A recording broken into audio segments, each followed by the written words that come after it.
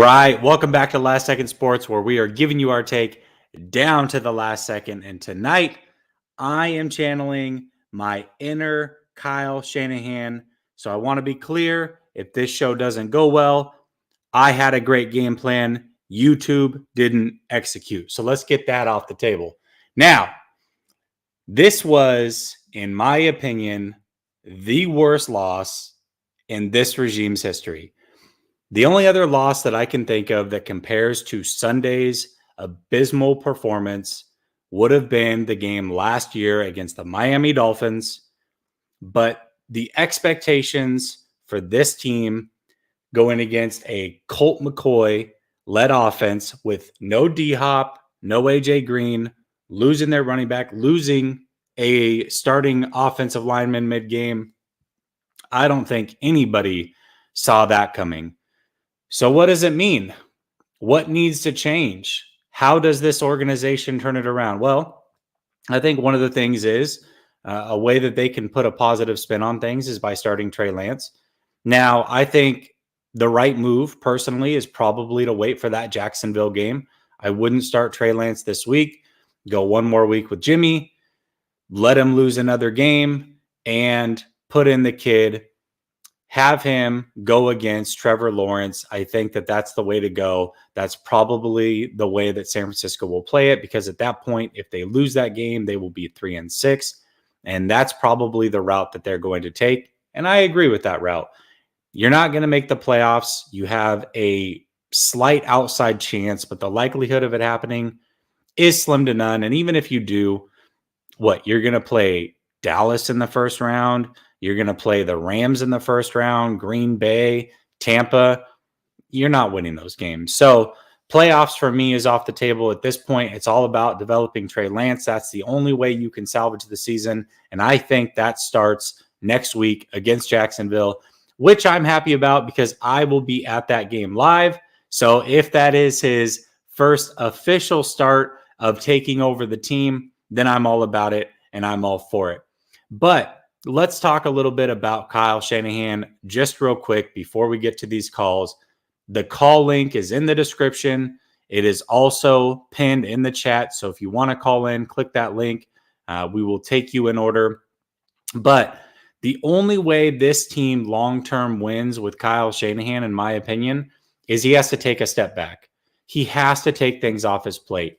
And I'm sure some of you guys saw the interview. Maybe you didn't. But Stats Guerrera did a fantastic job on his podcast talking with Kyle Juszczyk.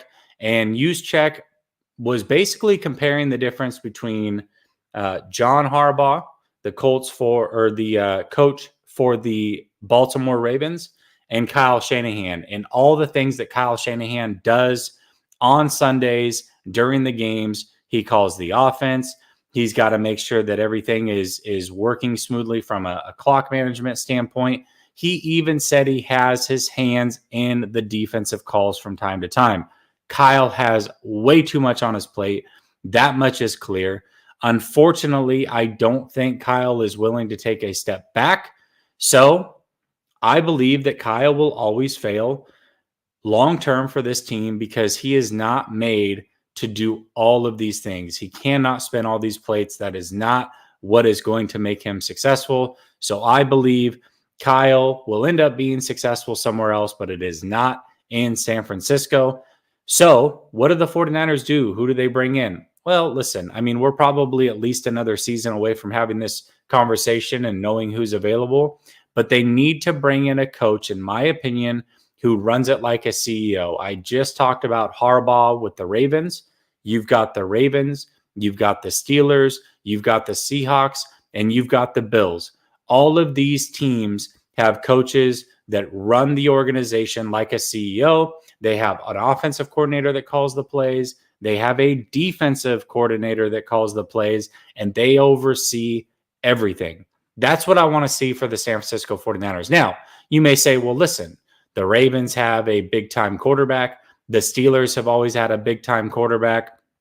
The Bills and the Seahawks certainly have big-time quarterbacks. But let's not forget that Mike Tomlin led the Steelers in 2019 with Duck freaking Hodges at quarterback to an 8-8 record. The Seattle Seahawks currently, without Russell Wilson, are ahead of the 49ers in the standings. And we can look at the Baltimore Ravens, who won a Super Bowl with Joe Flacco. Here's a stat for you. The only quarterback since 1988 to win a Super Bowl without making a Pro Bowl in their career is one Joe Flacco. So that's what I mean. You get a CEO as a head coach. That's the way he runs it. That's the way I want to see the San Francisco 49ers ultimately ran. And by the way, that's how Jim Harbaugh ran it. And I would say the success during that time was very, very good. So before we get to your calls, let me get into the chat real quick. What's up, Amin? Tanya, hello, what's up? Waruna. Hey, Jessie, did you see the juice? Yeah, this is exactly what I was just talking about. This was a great interview. There's a lot on his plate. So, it is what it is. But Korean 49er, I got to say, this is the first show I'm kicking off without you starting it. I actually had someone in here waiting 15 minutes before this show started. He beat you to it. He wanted to lay claim to having the first call, so he's going to get the first call. Let me change this overlay and we will jump right to it. I've got my man, Jackass Penguin. I hope you're ready. If not, then I'm coming to you, Korean 49er. What is up, my guy? Hey man, I feel bad for taking this spot. I was just I had to call in early today. It was just what a brutal 48 hours or whatever it's been, right? It's just it's the worst. It's the absolute worst. Yeah, I mean the only thing I really it's the same thing. It's the same. I think that's the problem though. It's like every week it's the same press conference. It's the same things. I think Jimmy played well. I think this and that and. It's like, man, it's like not even about any of that anymore. And it's just this archaic system. You see like the Josh Norman thing, right? And it's just, if the rookies aren't playing because they're not practicing well, but Josh Norman is still on this team for that. And we're not even talking about how bad he's been. I mean, won't even talk about his actual football ability at this point, right? Which is pretty much nothing, right? Basically what you're asking, like, well, what do they do? It's like they got to get rid of this old school archaic mentality that's like you have to earn your playing time. It's like this league is full of superstar players who don't have good work ethic, but their talent gets you there. And it's like, what do you like? We're not at camp. We're not honing our skills. This is the NFL. I mean, I don't know exactly. And I think that's really what the identity crisis is of this team, right? Or it's like, I don't really like, you got to earn your place. It's like, that's fine. If you were 5-3 instead, you can sell that, but you're not. You're 3-5 and a pathetic 3-5 at that. I don't really understand why we're trying to teach these young guys. I don't know what they're trying to teach the young guys. I have no idea. And I mean, obviously we know that that's kind of happened with Trey Lance, but just putting him aside for a second, it's the rest of the draft class too. It's like, well, what do these guys have to do to get any playing time? It's not working for the future. It's not working now. So it's just a rudderless ship. And I just, it's just weird. It's just weird how they would want to keep going like this. Yeah. So. It's rough, right? Because we just don't see the development happening, and you see it in some guys, obviously, but overall, you don't see the development, especially this year of the draft picks. When you have, I want to say Banks is the only guy that's a guard that was taken in this draft that has not played any snaps. Out of the guards that were taken in the second and third round, he's the only player in the second round that has no playing time outside of a guy who's been on IR all year. And then there was another player, but I mean, it's just not good. If you're a second round pick, especially as an interior lineman, you definitely have to play. And, so you've got him, you've got Trey not developing, you've got Sermon, who, by the way, if you guys don't know, on his social media, it no longer says he's a 49er player. He took away all of his affiliation from the 49ers. Like, that's a real situation. It's not a good situation. This guy's already not happy in year one. I don't get the direction. Right. It's a bad message for any new draftee. It's like, she's, why would you want to play for this guy? I don't know. I don't know why you would want to play for him. It seemed the whole doghouse thing is like, there's obviously was always truth to that, right? And that was always a thing. And again, it's, if you were 5-3, you could sell that. You could sell that to the players. You could sell that to the locker room, but it's, it doesn't do us any good. It doesn't do them any good. I mean, you're telling me that Aaron Banks is really that bad? Really? How? How is that possible? How are and Trey Sermon, we saw him. He's not that bad. He's pretty good. He just doesn't, like, what he did something, and it's just nothing really makes sense. And they're just gonna run Mitchell into the ground, like, if they do this. Like, this is, and I think that was a really big, like, frustration for me. Like, when I was watching, I'm like, yeah, Mitchell's great. You're gonna turn him into Mostert in a bad way, like, really soon.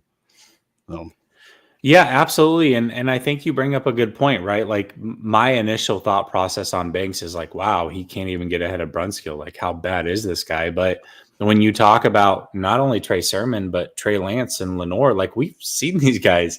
Right. These guys deserve to be playing over some of the guys in front of them, right? So the fact that Banks isn't playing it's not an indictment on how bad he is. It's an indictment on the fact that this team just refuses to play their rookies for whatever reason outside of the late round picks. So, even when McGlinchey went down, Compton was the answer, not more. I don't know. It's I don't buy that. The whole thing, like, no, they're that bad that they can't play. And that's why it was funny, because that guy was saying the whole Justin Fields and the butchered pick and stuff like that. It's like, first of all, I really appreciate you thinking the Niners were a playoff team, because we don't. And second of all, it's like, what are you talking about? If they took Justin Fields, what about this year has said, like, he probably would have played over Jimmy Garoppolo? Nothing. It just doesn't make sense. So it's all over the place. And you know what? You got to blame Kyle for creating this whole situation, right? Because he did. The egg on their face, it's all their fault. But anyway, 1, thanks for having me up. All right, brother. Have a good one. I'll talk to you on Twitter. All right, man. All right, man. Later. All right. So we are going to go to the guy who normally kicks us off. He made it in number 2. So we're going to go to Korean 49er. Then we're going to go to Eric, then Chardal, then Lee, and then we are going to go to Niner, Empire, DMV. What is up, Korean 49er? Listen, man, you didn't make it in time this time. It happens. I'll get over it. So how you doing, Jesse? I'm doing good. I'm doing really good, man. Other than this Niner loss, but it's been 48 hours. Had a lot of time to sit on it. And listen, the conclusion is we're just not that good. Yeah. In my mind, I think that this team is a 5-alarm fire, because we have no leadership whatsoever. I mean, what's the constant in all this failure since Eddie DeBartolo no longer is in charge of the organization? It's Jed York and the York family. I mean, he has an impeccable record of hiring and firing coaches, but he couldn't get along with the one that got him all those wins in that 4-year stretch. I mean, isn't that what he was striving for, or trying to strive for? You would think, right? Like, I mean, I would think that the goal is to win football games, right? And it's something he said. He even said that the goal is to win football games. It's not about money. Yet I am seeing the opposite. This team is losing. You're hiking up ticket prices, and I hear nothing from you. So yeah, I've got to disagree with what he said about the way he's running this organization. Yeah, there's just a lot of weird situations going on with this team, and Trey Sermon's one of them. I mean, you moved up to draft him, and I don't understand why he can't see the field. Did he do something really bad that we're not aware of, or something that's going to come out at some point? We're going to say, you did that because of that? I mean, really? Right.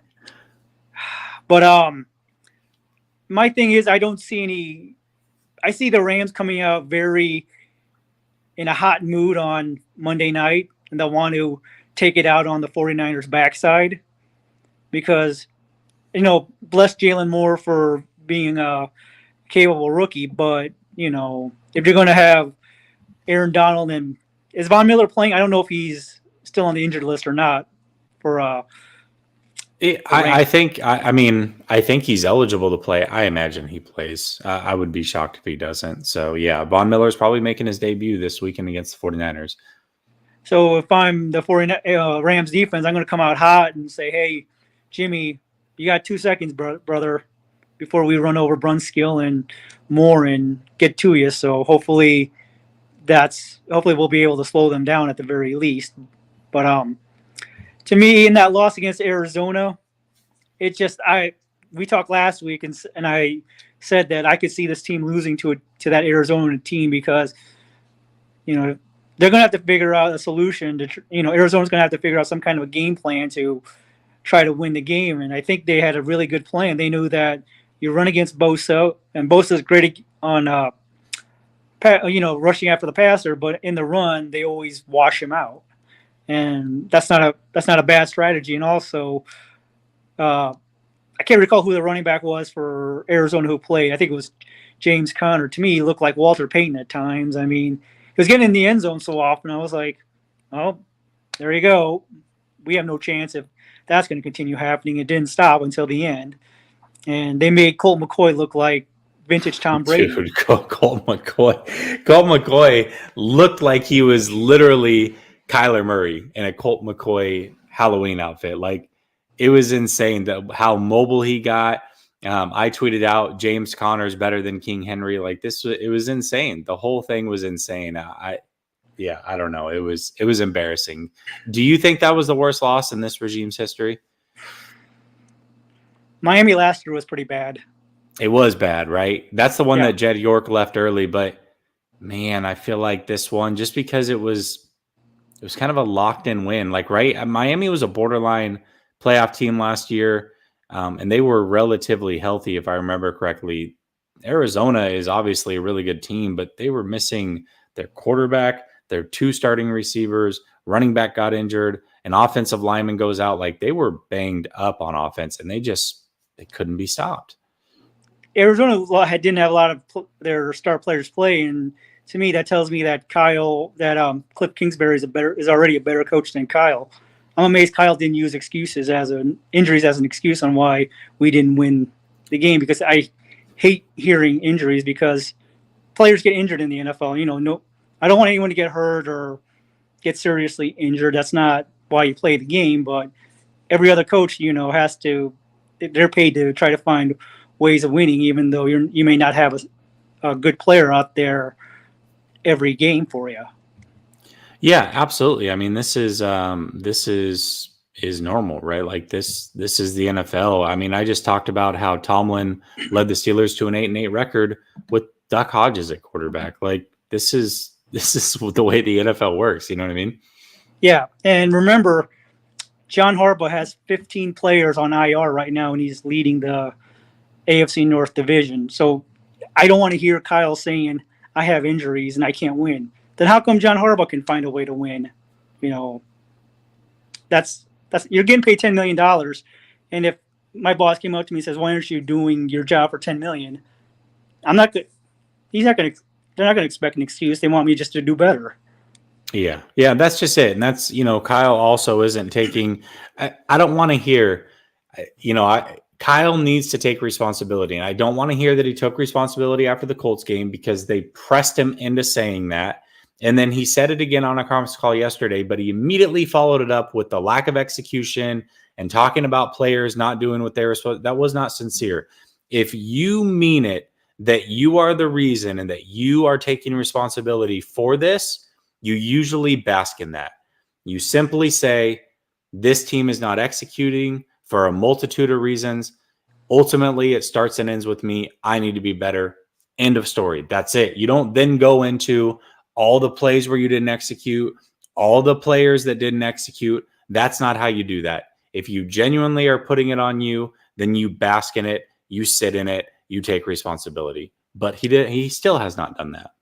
Exactly. Remember, the Patriots had were playing the Colts, and they had that running back Jonas Gray run for 200 yards against the Colts. Yep. And he missed a meeting. He was late to a meeting, and Belichick cut him right on the spot. I mean, why can't we cut a player like Josh Norman for? And he's a veteran too. He's not a rookie or a second-year player. He can't be doing those kind of things and not having discipline on the field. Yeah, absolutely. Absolutely. You're 100% right about that. It just doesn't seem like there's accountability. And when there is accountability, it's for the wrong reasons. I mean, good thing Ayuk was in the doghouse because that kid certainly can't play. Exactly. So I'm not expecting a good outcome against the Rams. I'm hoping to be wrong, but I can see Aaron Donald and Von Miller saying, "Hi, Jimmy, we're coming over for dinner." It could be bad, man. This is this is a team that could easily hang 40 on the Niners and hold the Niners to 20 or under. Like, this could be really, really ugly. Let's hope it's not that. But I imagine that they're definitely going to lose this game, and it'll be Trey Lance time. So I guess that's a positive, I guess, if that's ultimately what happens. If they lose this game and Trey Lance is not the starter against Jacksonville, I know I'm already out on Kyle. I will be so far out on Kyle that I'm never coming back. I don't care what he does from that point on. So that better be the case, but we'll see what happens. One last question for you, Jesse, is if the outcome is that bad and the fans start to walk, leave Levi's, do you think that would actually get Jed's attention? I don't know, because man. To me, when the fans start looking like red empty seats, that is an actual big statement. Well, yes, absolutely, it is. The difference between last week's game and this week's game is this one's on national TV. So if they get blown out, then you can probably expect that this is where you'll hear something from Jed York. It's the only thing that I can think of. National TV, big game, everybody's watching. And all the national media is starting to figure it out. All the national media is starting to talk about Kyle Shanahan. So it's picking up steam very, very quickly. Thank you, Jesse. You have a nice week. All right, brother. You too. Yep. All right. Let's go to Eric. What's up, Eric? Hey, Jesse. I just wanted to say your Twitter was fire today, man. You got to share that poem that you had with everybody so everyone can read that, because that was just like the greatest thing like ever. Yeah, I was on one a little bit on Twitter for sure. Make sure you follow me at jnay_LSS. I had a lot of crazy shit to say on Twitter today. Listen, here's the thing is on the show, obviously I run this like a business. I'm a little bit more buttoned up, but on Twitter, I give 0 Fs. So there you go. Follow me on Twitter. It's a whole different experience. I promise you. Anyway, I just want to say, man, I don't know how they fooled me into thinking that they would win this game. I mean, looking back on it, just seeing the reaction that they had in the locker room last week after they beat the Bears, I should have known that. I mean, that's like a reaction of a losing team, a bad team. When you beat a team like the Bears, and the way that they celebrated that win, like they freaking won a playoff game or something. It's true. It's actually true. You're right. The way they acted and the way Kyle was talking about, Jimmy's back was against the wall. It's like, bud, you literally put his back against the wall during the game. You were on the borderline of pulling him from this game. So you put his back against the wall. Like, what are you talking about? But that was the one thing that stood out to me. That was like, oh man, how did I fall for that when they acted like that? And okay, the next thing is I have a question for you, because I haven't been watching the all 22s all that closely. I mean, I'll watch a video here and there, but does Kyle or any of the 49er, does the team on offense or defense have any, does it look the same every week, like all the plays and all the defensive bases, or are they actually scheming for other teams? It just I don't know. It just seems like they're trying to do the same thing every week, regardless of their opponent, where their opponents are coming in here and our guys are saying, oh, they're giving us all these looks that we never expected them to give. And it's like, we're having so many problems with it. And do we ever do that? It's crazy because, Robert Saleh was really good at that. He got really good at that, especially that final year, really the final 2 years of just scheming directly for certain teams. And, Ryan's just isn't there yet. You definitely see that on film. And it's something that I said after, I think it was against the Eagles. I said, this is kind of what you can expect. Or even going into the Eagles game, actually. It was after week 1 and they'd given up a bunch of points against the Lions. I said, you can't expect him to do what Saleh did. It took Saleh 3 years to get there. DeMeco Ryans is not going to come in and scheme crazy for every team. Now, then he kind of proved me wrong a little bit and did that for a couple games. He did it against the Eagles and what have you. But for the most part, like, this is what you have to expect from a rookie defensive coordinator. Now, as far as Kyle Shanahan goes, his scheme is actually not that bad. The problem that he's having is he's getting out of things. Now, he had the quote where he said, we didn't run a lot because we were seeing a lot of 6 defensive linemen. That's actually not true. They saw it, I believe, 4 times is what I counted. Maybe it was 5. I can't remember exactly, but that's not all game. Yes, they were doing it on early downs. They were showing 5 a lot on early downs. But the way that I see that is then come out with something different. Go play action on first down and run on second down. Like, get a little creative. You can't just stop running the ball because you're not seeing the looks that you expected. Now, he was drawing up really good passing plays. Jimmy just wasn't seeing deep strikes down the field or was unwilling to throw those. And so that's a problem, but that's a problem that we all know Jimmy has. So you're expecting that you're going to dial something up and Jimmy's all of a sudden going to be a different quarterback. Like, that's on you ultimately. So that's what I'm saying. But it just seems like, I mean, for the one weakness on Arizona was supposed to be their run defense, and we just didn't do any running. And it just seems very frustrating that we don't seem to capitalize on other teams' weaknesses the same way that other teams always seem to capitalize on ours. And it just seems like a scheme sort of thing. All right. One last thing I want to mention. I do agree with you. I think Trey should sit this week and then start the rest of the year, regardless of what's going on. And I just wanted to put this out there too. JP Lossman in 04 was a 22nd pick. He's out of here. Brady Quinn in 07 was a 22nd overall pick. He's out of here. Jake Locker in 11 was the 8th overall pick. He's out of here. Paxton Lynch was a 26th overall pick. He never ended up even really playing. And Jordan Love last year was the 26th overall pick. He's out of here. We saw how that went on Sunday. So sitting doesn't just automatically make you ready to play. So you just have to get some experience, and we got to get Trey out there and just start seeing what he has already.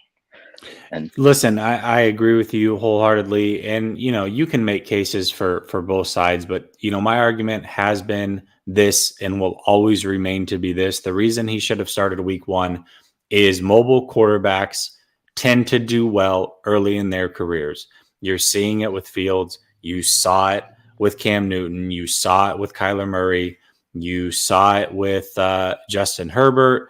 You've seen it with Russell Wilson, Lamar Jackson. Mobile quarterbacks do well early. Even the pocket saw it passers with Vince Young. Yes, exactly. And Mariota even. So listen, mobile quarterbacks tend to do well early because they have that extra gear that they can go to. It's the quarterbacks that sit in the pocket that tend to not do as well. Now, Mac Jones has been gone against the grain this year with that. Good on him. But ultimately, usually pocket passers don't do well early because they don't have that second thing they can go to. So Trey Lance would have been fine. We see what's happening with Justin Fields. He had literally about as bad of a game as you could have. I think he had -1 passing yards or the team did for his first start. It doesn't get worse than that. last 2 weeks, he's now been the most efficient passer in the NFL. So I don't know what else to tell you. Like we're seeing the development right in front of your eyes. So Trey Lance, it's jealousy for me because you're seeing the Fields, you're seeing Lawrence, you're seeing Mac Jones, Zach Wilson. All of these guys have gotten their chance, and Trey Lance is sitting there not getting any better, in my opinion. And by the time he starts, he's going to be way behind these guys, and people are going to be like, "Well, he was the wrong pick. I mean, look at him; he's so much worse than Fields." And they're going to forget that Fields was a bum for 4 games. So it's just the way it works. Oh, I totally agree. I just wanted to give out. Everyone's giving all these examples of people sitting, so I just wanted to give out examples of people sitting, and they didn't turn out so good. So it's not like, oh, this is the surefire way of developing a quarterback, like a lot of people are trying to say. No, definitely not. There's different ways to do it. And listen, Trey Lance is either going to be good or he's not, but I think he's going to be better, faster if he plays, and hopefully we get to see that in the next week or so. I hope so too. Thanks. All right, brother. Bye. All right, bye. All right, Shardall, I'm going to you, bud. And then we're going to go to Lee, Niner Empire, Sersky, and then George. That was Shardall. So I'm going to mute you when I'm talking, and then I'm going to unmute you when I'm not talking. Shardall, how you doing tonight, bud? Shardall.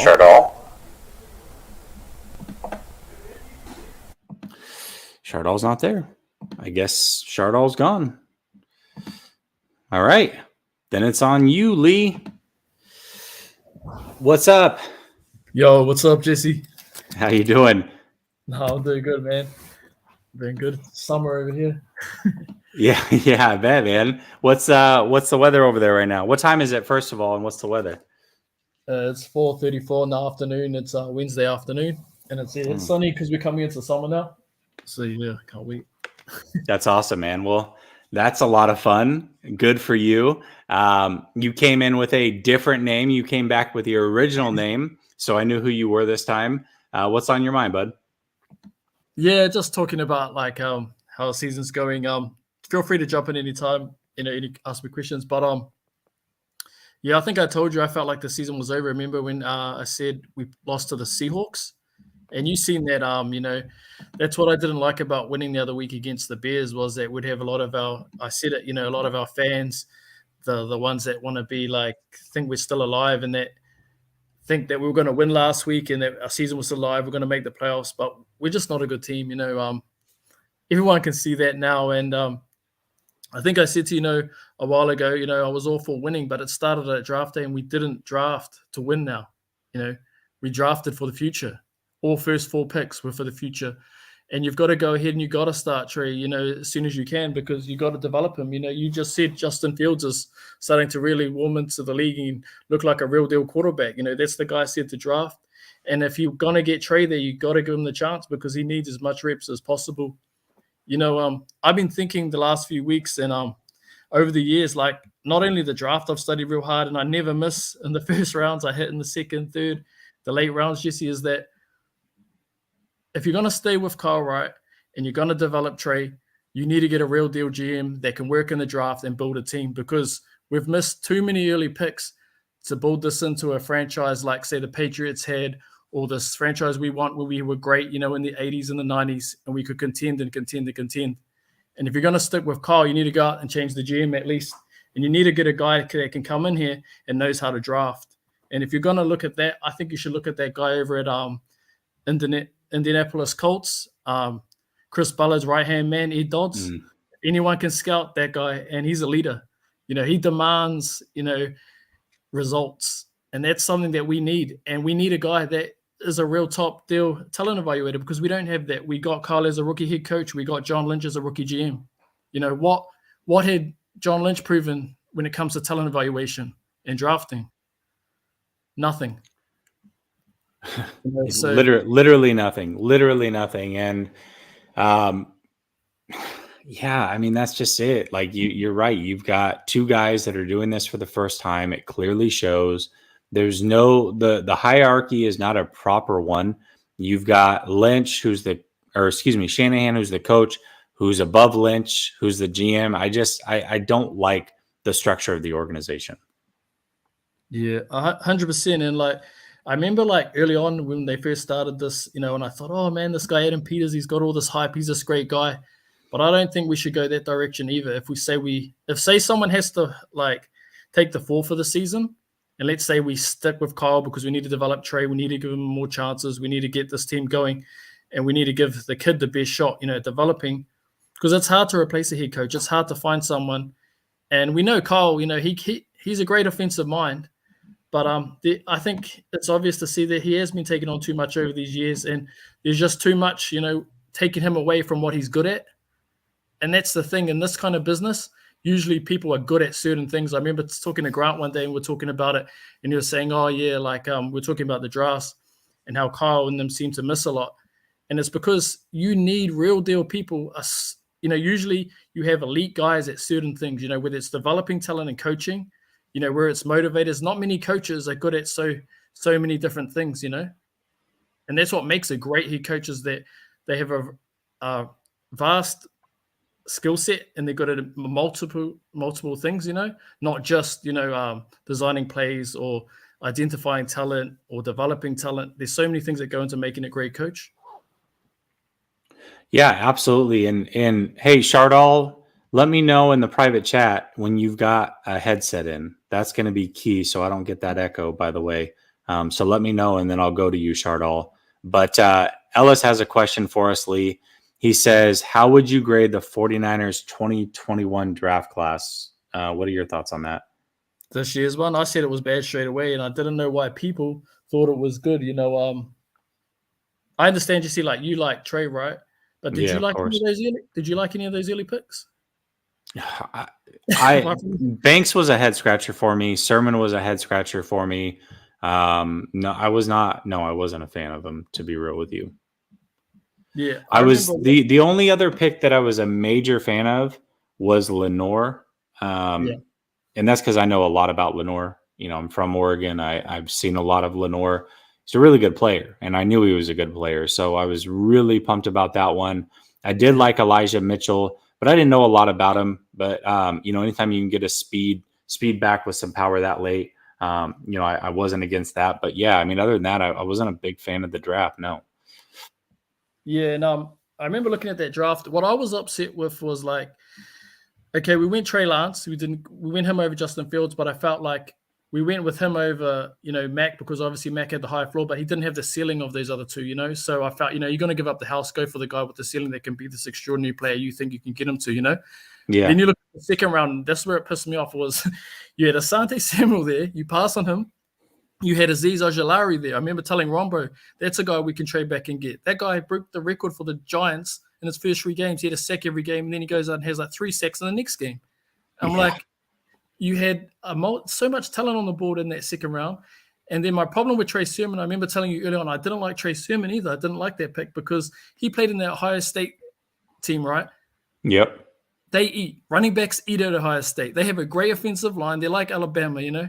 They always eat. But they don't have the competition of Alabama because they're not coming up against like SEC teams week in, week out. They have good defenses, and you know.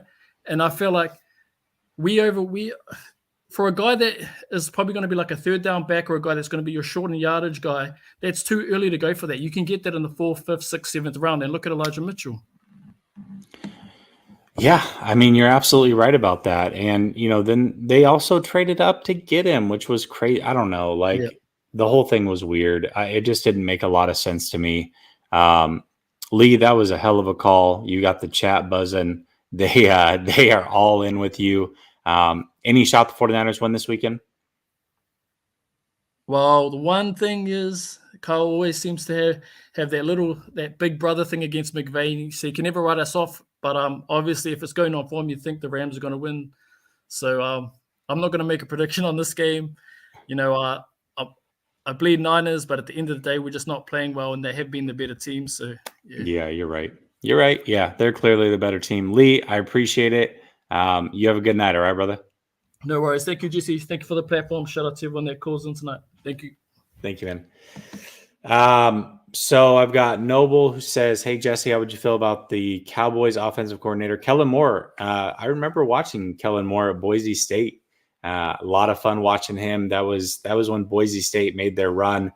But yeah, I mean, listen, I don't have a problem with Kellen Moore. I think, like I said, I think that the mind of 49er fans is that as soon as you fire Kyle, you have to bring in another offensive-minded head coach. For me, I don't agree with that. I'm not saying we shouldn't. I'm just saying that I don't necessarily think we need to develop Trey.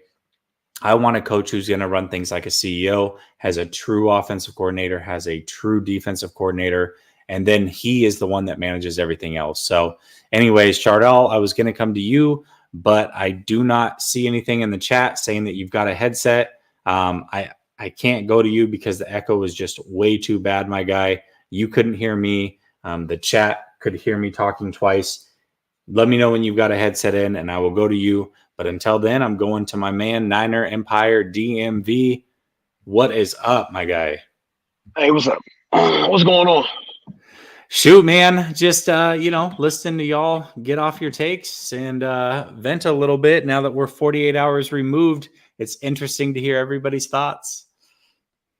I mean, y'all roundtable was good the other night. I mean, y'all hit on a lot of good points. I mean, at this point right now, we are in a situation where Kyle has to be a leader.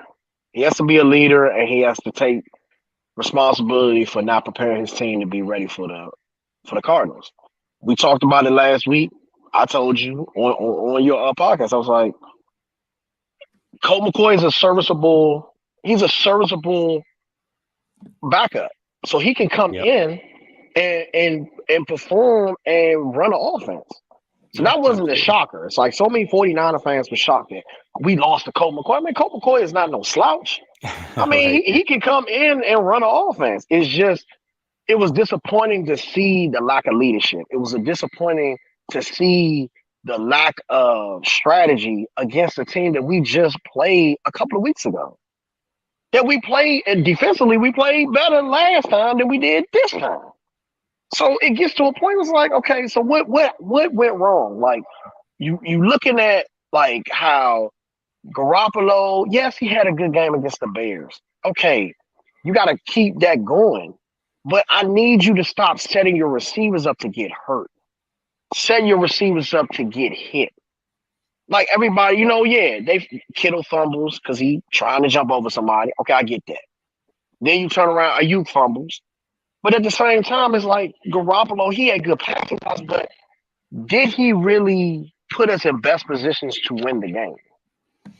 That's the question. And we've been asking this question ever since the beginning. Does he put us in the best position to win? Being down, can he bring us back without a run game? Can he pick apart a defense and not read just a half of the field? It's frustrating. Even on the Twitter space yesterday, is everybody saying the same thing? Jimmy G needs to they need to bench him, go with Trey. Looking at Justin Fields last night against the Bears, he's getting better every week. He's showing that he's getting better and he's learning. That's what we want to see. Jordan Love didn't play bad this past weekend. Like, I mean, we're the only ones got a rookie quarterback that we gave up draft capital for, and he ain't playing. Looking at second round, like I said, I agree with you. The scratch on your head with Aaron Banks when you had Asante Samuels Jr., that you needed a corner, and you went with a guard who is still inactive. We all been talking about the same things every week. When is Kyle going to make the change? When is Kyle going to play the rookies? Josh Norman gets us a bad penalty, a bad PI, then they bench him. Dre Kirkpatrick gets ran over, and the running back runs in. Like, I mean, by Benjamin. It wasn't even Connor that did it. And that's the thing, is just like DeMeco Ryan, he's in a tough situation. He's still learning how to scheme. I get that. He's gonna learn. Like you said, Solid took 3 years. He's gonna take some time. But on our offensive side, we gotta keep running the ball. Kyle said it in press conferences that we're run first offense. So we're run first, we gotta keep running. It wasn't like we weren't running bad. we were doing good. It's just I think he's outsmarting himself. I think he's overthinking. I mean, it's looking bad on Kyle not being a leader of men. Lead by example, not by fear. Attitude represents leadership. I keep saying that every week. It gets to a point where you start questioning what type of coach do we really have? They crown him a guru, but all the people that coach under him are doing better. So that makes you question. Okay, and then you look at we're going into the Rams game. You're not going to win that game. You're not. No. It's no. The only way we win that game, Kyle has to scheme a perfect game for Jimmy Garoppolo. He has to stick to his guns, run the ball, play action, stretch right, stretch left. He's going to have to scheme perfect. And the way Garoppolo's looking, he's not a leader of the offense. It's this lack of leadership. Like I wanted Fred Warner. We talked about that in the Twitter space last night. I want Fred Warner when Josh Norman does that to check Josh Norman. Like check him. Like you are the leader of the defense. Go up to Josh Norman, and grab him by his face mask and check him. Like he was arguing with Wilson. Like, come on, man. You arguing with your own teammate? Like we're not doing nothing the 49 way. We have no discipline. You celebrating every time you score a touchdown. You celebrate every time you get an interception or a tackle. I don't need to see all that when you're losing. I don't want to see that, period. Focus on the game. Now, a lot of people said that we was missing Jimmy Ward. You could say that because that could have helped out. Ufonga did good. For a rookie, he's doing good. He's getting better every week. Where we going to get DeLarme on Lenore out there? Where we going Trey Sherman? Run the ball a little bit. Right. Run him a little bit. I don't care if you split time with Mitchell. You're running Mitchell in the ground. He already had bruised ribs. Like, how more are you going to keep running him in the ground until he get completely hurt? Yep. Hasty's still your third down catching back. The defensive end that we traded for, he didn't play this week. So you're saving him for the Monday night game. And then look what the Rams doing. They saved Von Miller for the Monday night game. How ironic. We knew that was coming, though. We knew that was coming. Brother, I got to cut you off. I got 7 people waiting. You know you and I could do this all night. We practically do in Twitter Spaces, so I will definitely catch you there. And I appreciate the good call as always. Before you get off, and I knew this was coming, I was waiting for it. Jimmy G had over 300 yards passing, 2 TDs, and an interception. The passing game was not the problem. Why are we not questioning the secondary and the PIs, whatever? Listen, Jimmy G is not the biggest problem on the team. I will agree with that. However, he is not the solution. This team was never going to win a Super Bowl. Jimmy G should have never started the season. Jimmy G, hell, should not have been on this team. That's where I'm at with Jimmy G. It's time to start Trey. It's not about wins anymore. It's about developing the future of this team. Jimmy is not a part of the future. Jimmy has got to be done. It's not his fault that he's here. He's acted as a professional. Nothing against him as a person. But listen, Jimmy G is not the answer. He may not be the biggest problem, but he certainly is not the answer. And I can show you, if I were to pull up the film right now, how many times this guy missed open receivers. This is the problem that I've always had with Jimmy. It's the problem I had in 2019. People back him because the numbers show that he's decent.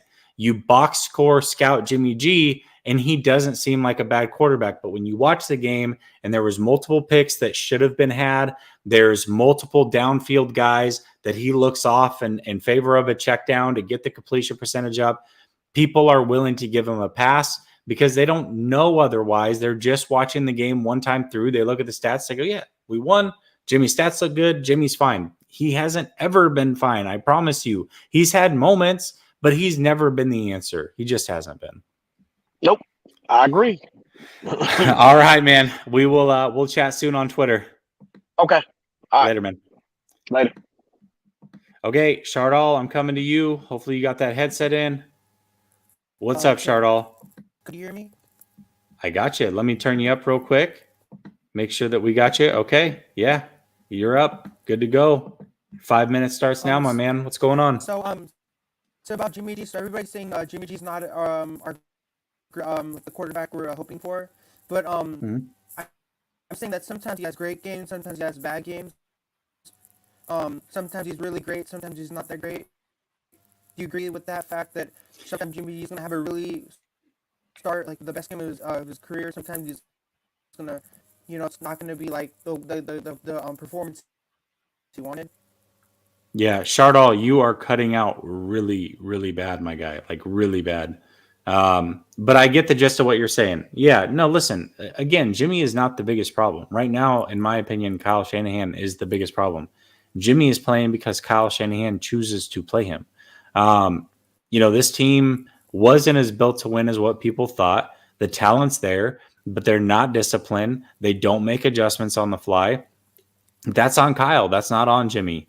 But at this point, it's very clear what this team is. It's very clear what this team isn't, and it's time to build for the future. I definitely don't hate Jimmy G. Like I said, he's been very professional. Like as a player, you cannot ask for any more from Jimmy G as a professional, as a leader. He's done what he was brought in to do. This whole notion of you got to play him so that you can get a pick back for him. It was BS from the beginning. He's earned the second round pick that they traded for him. They went to a Super Bowl with him. Regardless of whether it was him that brought him there or not, he was a part of the team. He was a part of that change. They got there with him on the team. He's earned his second round pick. Let him walk. I'm saying the mistakes that Jimmy G's making, throwing ball passes out too far, it's just bad. I mean, he has to his game has to be better. Chardall, it's just too bad, man. I cannot hear you. You're cutting out too much. It's just not meant to be. You can back out and try to come back in, and I'll try to get you back, but I got to keep it moving. I'm going to go to my man, Sersky. Sersky, what is up? Man, what's going on, man? I see you had time today on Twitter. Yeah, no, I had plenty of time on Twitter for sure. Yeah, man, that was dope, man. But yeah, man, what me and you doing right now, man, smiling, because that's all we can do to keep them crying, because that's a fact. That is definitely a fact. Yes, that's the thing, right? Like, a lot of people take my humor, or they take my frustration as like, oh, you're a hater. You're talking so bad about the team. It's like, listen, this is how I cope with the 49ers losing. I am a fucking fan. Like, let me be clear about that. I am a fan of this team first. And when they are not doing well, I don't like it. So, this is how I deal with losses. So get over it. Yeah, man. I mean, that's just the way of the world, man. People, we're fans, man. Like, you got fans that pay dollars and dollars to come to the stadium to watch their favorite team play, and when they play the way they're playing, man, you're not. It's just, man. We expect the team to come out and to perform, So, yeah, I mean, absolutely. So it's just, yeah, man. But I mean, looking at this game, man. This past Sunday, man, just shows you, man, right off the bat, man, it's just a reflection of the coaching staff. The way that team plays is just showing what this coaching staff is all about, man. Undisciplined coaching staff. It's just mind-boggling to see this, man. And I just think, man, we should just go ahead and just let Trey play the rest of the season, man. I will agree to not play him this Sunday, because that right offensive line is helpless right now. So I don't want to put our future in any type of danger, So I agree. Just sit him out this game and then play him against Jacksonville, man. Because to be honest with you, man, just to be realistic, it's over. I mean, it's over. We came in this season with high expectations, man. We thought Jimmy was going to be better. He's still the same. We thought that Kyle and John were going to make better decisions this offseason. It seemed like it's been inconsistent. It just shows, man, that this organization is just They just don't know what they're doing right now, and it's sad to say because you have other teams in the division are doing things the right way. You got you got Arizona, who's making, who has an organization that knows how to move financially wise. Like they know how to do things the right way financially wise, and adding on to that, they know how to bring in players. They bring in Hopkins, J.J. Watt, um, AJ Green, Seattle bringing Carlos Dunlap in, Jamal Adams, the Rams bringing in, back a few years ago, they used to bring in Marcus Peters, Akeem Talib, Brandon Cooks, now they brought in Jalen Ramsey. Now they bringing in Von Miller, and then what do? We bring in Drake Kirkpatrick, who's nothing, Josh Norman, who's nothing, Mohamed Sanu, who's nothing, Alex Mack, who we thought was going to be the Alex Mack we see in Atlanta, but he's digressing a little bit, and it just shows that this organization, out of all the teams in this division, our organization is the one that's just taking a step back, and and it's sad, man. It's like we're screaming at Kyle and John, but they're not listening, man. John is not listening. Jed York is being a butthead about things. Kyle Shanahan is being a butthead about everything, and those three guys right there is kind of holding this team back. And I think it needs to come from the fans, man. That we need to send out a message to Jed York, to Kyle, to John Lynch, because they're always at the game. Kyle Shanahan is the head coach. John Lynch, the general manager. He's going to be in the stands watching the game. Jed York is going to be there. So we need to send a message to them, man. Jed York is raising up ticket prices, and we can't win a damn game at home. Don't go to these games. The only people that should be going to these games are the people who still have faith in Jimmy Garoppolo. And we all know that Jimmy Garoppolo is the bottom of the barrel of the NFC West. I mean, he just damaged goods, man, because of the injuries. He's not getting any better. It's like, why are we wasting our time with him? So it's just time that we Kyle just need to go ahead and put Trey in, get this man ready, man. This is the best he could get with this roster right now. So I mean, go ahead and get Trey Lance in and develop so he can be ready for next year. I think what Kyle and John needs to do, I don't think nothing's going to happen. I think Jed York is just so stuck on Kyle and John is where he's just not going to interfere. He's scared of conflict. He don't want to go down there and ask them what's going on. He's just not. He just don't have no kahunas. So I think Kyle and John should just go ahead and just flush this season out. Go ahead and put Trey in, develop him, see what these rookie got, so you can see if these guys are good enough to be on the roster next year, and see if we can bounce back and try to do something. Like this season ought to tell themselves that they made plenty of mistakes. Saying no to Tom Brady, not getting Aaron Rodgers, missing out on Matthew Stafford, not Deshaun Watson. I can understand the Deshaun Watson situation because he got caught up in that situation. I think he would have been a 49er if that didn't happen, and I think that would have been a great move by Kyle and John, because I think the trade value that they gave up to get the Trey Lance, they would have gave that Deshaun Watson. I truly believe Houston would have Watson. So listen, I think that was definitely something the 49ers were after. They would have loved to have gotten Watson, and you're right. I think that would have been the same package, right? Like, we'll give you 3 first-round picks, and we'll give you a 3rd-round pick, and that's probably the way that would have been. I agree with you completely. Right, right, man. Yeah. So it's just I mean, they learned if Kyle and John didn't learn from any of the mistakes that they made this offseason and during in the season right now, then I don't know what has to happen for them to realize the mistakes they're making. So if I was them, man, I would just go ahead and just flush the rest of the season out. The Rams is a high-powered offense. They've been revamped by the emergence of Matthew Stafford coming from Detroit. They're clicking on all angles. Their defense a little bit suspect, but hey, they bend but don't break. So I mean, just go ahead, man, and just flush the season out. Let Trey Lance play, man, because the man needs experience, man. Mac Jones and Justin Fields are just flourishing. They're getting better and better each week. Every single week. Every single week. And you got Kyle Shanahan keeping Trey Lance on the sideline, and Mac Jones and Fields are way ahead, and Trey Lance just lagging behind because of Kyle. I mean, that's not right. I don't agree. I don't like that. So, but yeah, man. But yeah, just flush the Hey, season out. Sersky, Yeah. on your way out, plug the YouTube channel, George. Just so you know, I'm coming to you next. Sersky, plug your YouTube channel real quick. Oh, YouTube channel. Oh yeah, Real Talk, Niner Talk. Hosted by Don Q, me myself, Sersky. I'm no longer Dollar Bill Will. I retired that name. Rombo gave me that name, but I do not. I have no association with Rombo anymore.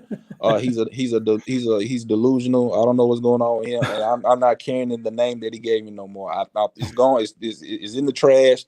I am now Sersky. And if anybody want to know what Sersky means, Sersky is what KB used to say. Kendra Bourne, he always used to say yes, Sersky. So that's how I came up. I chose the name Sersky. I love it because of KB, man.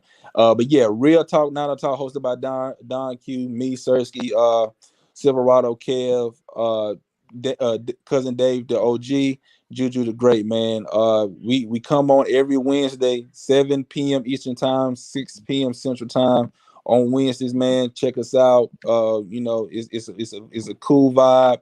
We tell it like it is. It may be some things that you don't like, and may be some things that you do like, but we tell you the truth because we love y'all. You know what I'm saying? And we gotta keep it real with each other because we're a 49er faithful. We're a family. We gotta keep it real with each other. So when you're a family, everybody's gonna have disagreements. Some people gonna have disagreements. That's what family is all about.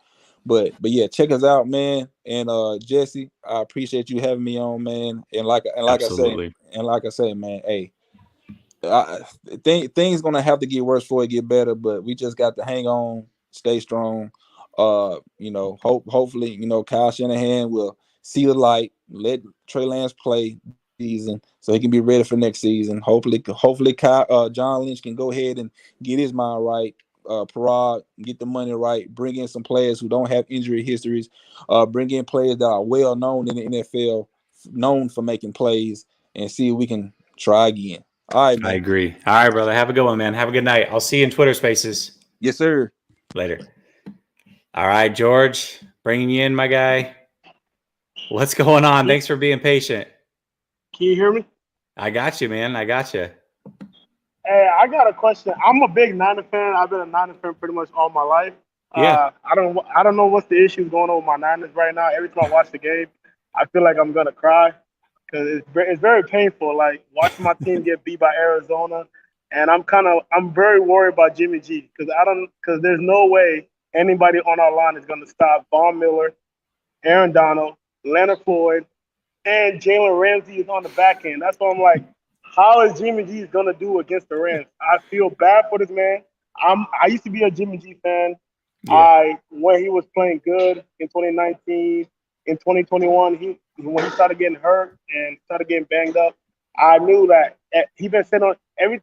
I have a feeling, I have like a hunch that Jimmy G either one is faking these injuries or he actually is getting hurt, or he's just eating the money and sitting on the bench. That's what I'm worried about. Like, I really don't think that. I really think that some of these injuries that he could fight through and actually get on the field and play with them in 2021, that he decided not to and chose to just choose a job decision just to just sit. That's why I think he's just eating our money and just sitting on the bench. But I don't know. But I am worried about Jimmy G big time against the Rams, 100%. Listen, it's a real concern, right? Like you're talking about 100%. a guy who's very injury prone already. Yes. The dogs are going to be after him. Big time. It's going to be a rough week, man. It's going to be a rough week for Jimmy G for sure, and it's a big reason why I don't want Trey starting this week. Like I don't want to see it. Same here. Like not this week. I don't. Just start the third string quarterback. That's what I'll do. Like, throw out Sudfeld. Yes, throw him out there because like there's nobody on our line. I know Jalen Moore. It may be starting on the right side. I don't know if he's being teached to work on the right side right now. But even if Jalen Moore is starting, that's still gonna be bad. You're going up against Von Miller, and then they're gonna switch around and put Leonard Floyd over there. attack the rookie more than even Trent Williams. They're not. I have a hunch that's the Rams' game plan to attack whoever's on the right side. They're gonna have the defenders mainly on the right side. They may even move Aaron Donald to the right side just to have two attacks coming from the right, just to get to Jimmy G. And Jimmy G is a standing statue. That's why I'm like, whew, it's a bad showing. It's like a quarterback is gonna get hurt in this game, and I really think it's gonna be Jimmy G. And we're not gonna be able to stop Stafford. And yeah, that's why I put in the chat that we're gonna get beat like 50-0, because I really think that's gonna happen. Because like, what are we gonna? We're not gonna be able to score. It's going to be bad. And listen, O makes a really good point here. He says double tight ends. Yeah, listen, I mean, you throw double tight ends out, you're going to have to help. You're definitely going to have to help, especially on that right side. Juszczyk's going to probably have to play a lot. Kittle's going to play a lot. It's going to be Kittle's going to play. Obviously, Kittle's going to play a lot, but he's going to play a lot on the line. I got to imagine he's got to stay back and help out. Otherwise, it could get really, really ugly for Jimmy G. Really ugly, and I don't even think Kyle is outsmarting himself right now, and I was a Kyle Shanahan fan, but I'm right now the way he's been coaching, I don't even trust he's going to be able to protect whoever is starting. Yeah, but that's the argument, right? Like if you play Trey, he can protect himself a little bit more. Yeah. But I don't want to see it. Like I want to see it against Jacksonville selfishly, right? Because I'm going to the Jacksonville game, so I would love to see that. But, I just feel like that's a good spot. You can go rookie quarterback versus rookie quarterback. Expectations for the season are done. There's no questioning, if you had started Jimmy, could they have beaten the Rams? Like, let's just let it happen as is. Now, if they beat the Rams, obviously, then Trey Lance is not going to start. But the chances of that happening are slim to none. They're most likely going to be 3-6, and then it's time for Trey. So, yeah, but I mean, I've been hearing people say Eric Bieniemy is a good choice to take over for next coach. But whoever is the next coach, you're gonna have to hire the right GM to choose the right coach for the quarterback. I agree. Yep. Choose the GM, then the coach. Yep. Yeah, that's the first thing he's gonna have to do. If that is not chosen correctly, if you choose the coach before the GM again, we're going to be back to square one. Just where we're at right now. I know. I agree with you. I mean, I agree with you. That's, whatever ends up happening with Shanahan, I think he's probably got the one more year. Some people think he has two. Just depends on how next year goes. If they make the playoffs next year, obviously he's going to be given another. But if it goes like it has this year, I cannot imagine under any circumstance this man gets another year on top of that. Like I know the contract's there. I know it seems crazy, but like I cannot see that happening. I would be shocked. So, but at the end of the day, here's the thing for Trey Lance. The best thing for Trey Lance is for Kyle Shanahan to be the right coach. Like, let's be clear about that. I've been on Kyle Shanahan's ass. I know that. But I also am smart enough to realize that a young rookie quarterback does not need to go through a whole new regime year 2 or year 3 into his career. The best thing for him is Kyle Shanahan to be the right guy. I just have my doubts. That's it. Yeah, same here. And I don't have any trust in our owner to choose the next right coach. I honestly do not trust him at all. He has to get it right with Kyle. If he does not get it right with Kyle, it's bad on the organization. Like we're 49ers. We are a great franchise. We have won multiple titles. We're known for greatness. We're not known for being mediocre and trash. That's where I'm at. And this is like all these coaches that have been hired have made us look so bad, and it's very painful. Being a Niner fan, seeing teams that we should not be losing to, that we just get dominated by, and just get embarrassed on national TV. I honestly know that we're going to get embarrassed on Monday night. I know that we're going to get embarrassed. It's most likely. Listen, George, it's most likely going to happen, but at least we're kind of prepared for it. This is the first time I've seen you call in. I appreciate you doing so. That was a hell of a call. I'm always Well, on call. Grant's show. Listen. Call in over here. Subscribe over here. Every Tuesday we do this. How do you Next do that? How do Tuesday, you subscribe though? I've uh, tried to do it on yours too, but it's you not sh- letting me do it. there should just be a. Well, I don't know. You may not have a full time YouTube account. If you don't have an actual YouTube account, it won't let you subscribe. Like you have to be logged into a Okay. YouTube account. But either way, Okay. support, watch, and call in every Tuesday. That was a hell of a call. I'm just booked, man. I got 10 people waiting, so I gotta jump to the next one. Yeah, All right. thank you, brother. Thank you. All right, brother. Have a good one. Okay, so here's the order, just so everybody knows, and I like to be respectful of people's time in case people cannot wait. I understand. We are going to go to Melissa, then we're going to go to Javi, then we're going to go to Viet, Tony, Waruna Pinor, John Jay, and that's where we're at. So Melissa, then Javi, then Viet. Those are the next three. Get ready to go. Melissa, how you doing? I'm good. How are you? I'm doing fantastic. Listen, like I said, 2 days removed from the loss. Got some things off my chest today, and Yes. Which I'm happy. I want to start my call with? Go ahead. What the hell is this?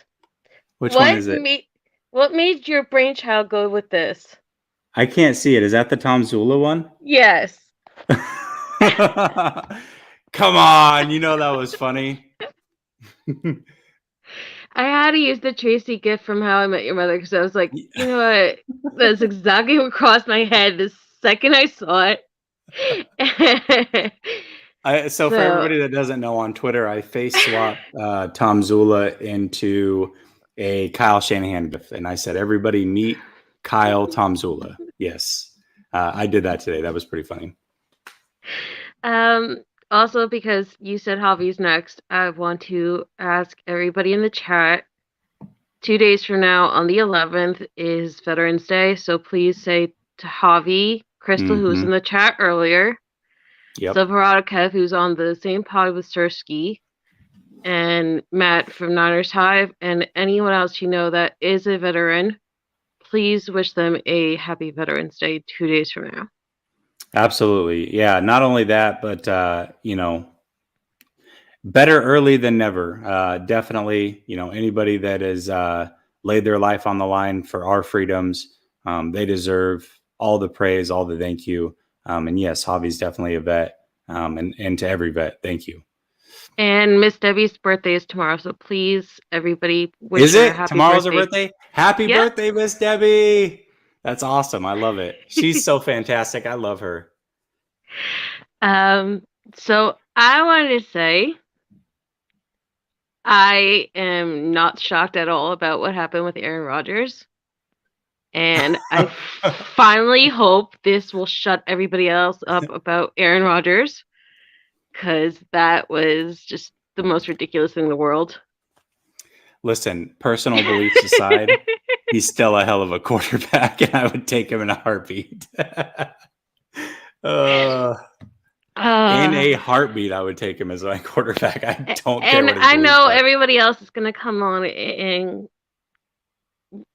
vent, and rightfully so. But can I just take a moment to say thank God George Kittle finally had his first touchdown of the year?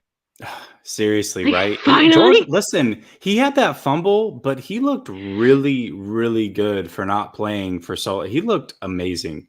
George Kittle looked really good, and hopefully that is the George Kittle. Listen, when he's healthy, we know he's one of the best in the game. That was amazing to see him. So, like, for me, that was a huge thing, and it was a huge thing that Brandon Ayuk finally stood up for himself and got Kyle to shut up.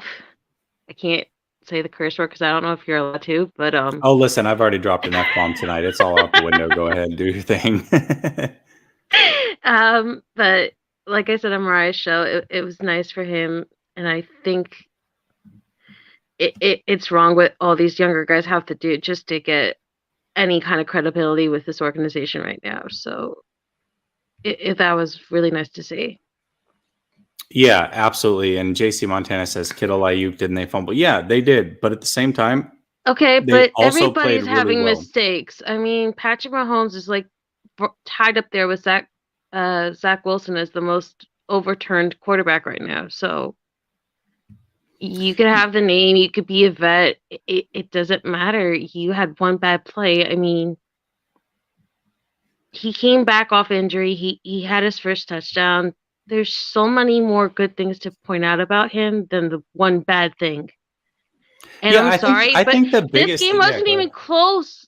No, So like no, it's no, not it like wasn't. the one play was gonna change this game. Like the one missed kick was gonna change the difference in points. Like, yeah, you could say, okay, well, it was like Peyton Manning fumbling the ball right away in the Seahawks Super Bowl. It was a momentum shifter. You could go that route, and that's justified, but I'm not going to criticize somebody over one fumble. Yeah, I don't think that's the way to go. I mean, listen, the thing for me is that he looked good. He looked like he had a pep in his step. Ayuk was creating a lot of separation, making contested catches, I mean, even on that fumble, the catch that he made, that was a really high throw. He went up and got the ball, and Ayuk looked really, really good to me. So yeah, they made some mistakes, but overall, like my thought process is I'm over winning this season. I want to know what the future looks like. So to see Ayuk coming out and doing what he needs to do and looking really good, that's something that we can build on in the future. And same thing with Kittle. So I just want to call in again because John's not on tonight. So Well, listen, he's in. I saw him floating around in here, right? So there we go. He's supporting me right back. I appreciate it. Melissa, thank you so much. You're the best. You're always supporting. Thank you for shouting out everybody, the veterans, Miss Debbie, her birthday, everything. I appreciate you. And without people like you supporting us, we do not exist. So thank you. Ditto. Bye. Bye. All right, Javi, I'm going to bring you on. I'm going to switch the overlay though, because obviously I know that I don't have to worry about you sabotaging the YouTube channel. So plus everybody knows who you are. So the voice is one thing, but seeing the face is a whole nother. So everybody knows who Javi is anyways. It only makes sense. No, not the last time. The time before that, we got you suspended because somebody put a dick pic up on the screen. It's like, have some respect. Like, you know what?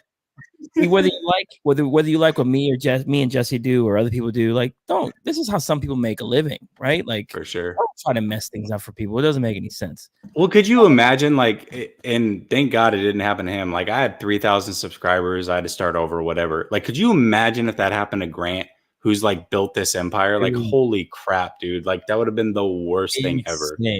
Yeah, it would have been terrible. Before we get started, thanks to Melissa because she's been nothing but supportive ever since I started this. So she's outstanding. 1,000%. I am a Navy veteran. I was on the USS Abraham Lincoln, Operation Iraqi Freedom, Operation Enduring Freedom. I miss my guys more than I miss my time in the service. Yeah. But, you know, thank you for that, Melissa. I appreciate it. I heard what you said, so I appreciate that. I'm going to crack this beer because I have something I want to get off my chest here. Yeah, do it.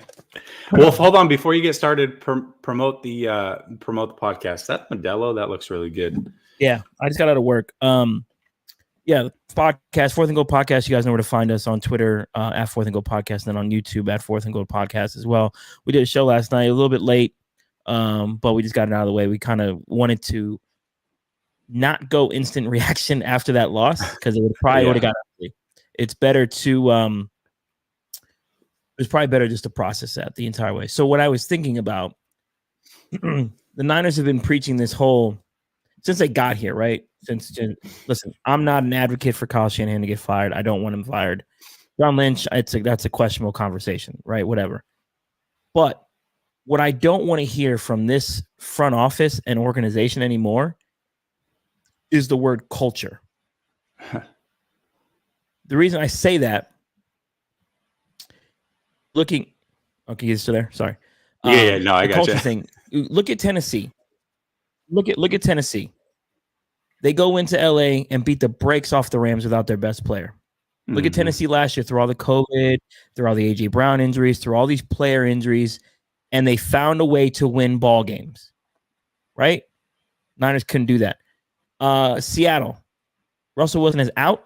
They went 1-2, whatever, but they were competitive in all three games. That's culture. Right? Seattle has been missing on draft picks for years, and they're still finding ways to win 10 games. That's culture. The Ravens this year, 11 starters are on IR, and they're in first place in the AFC North. That's culture.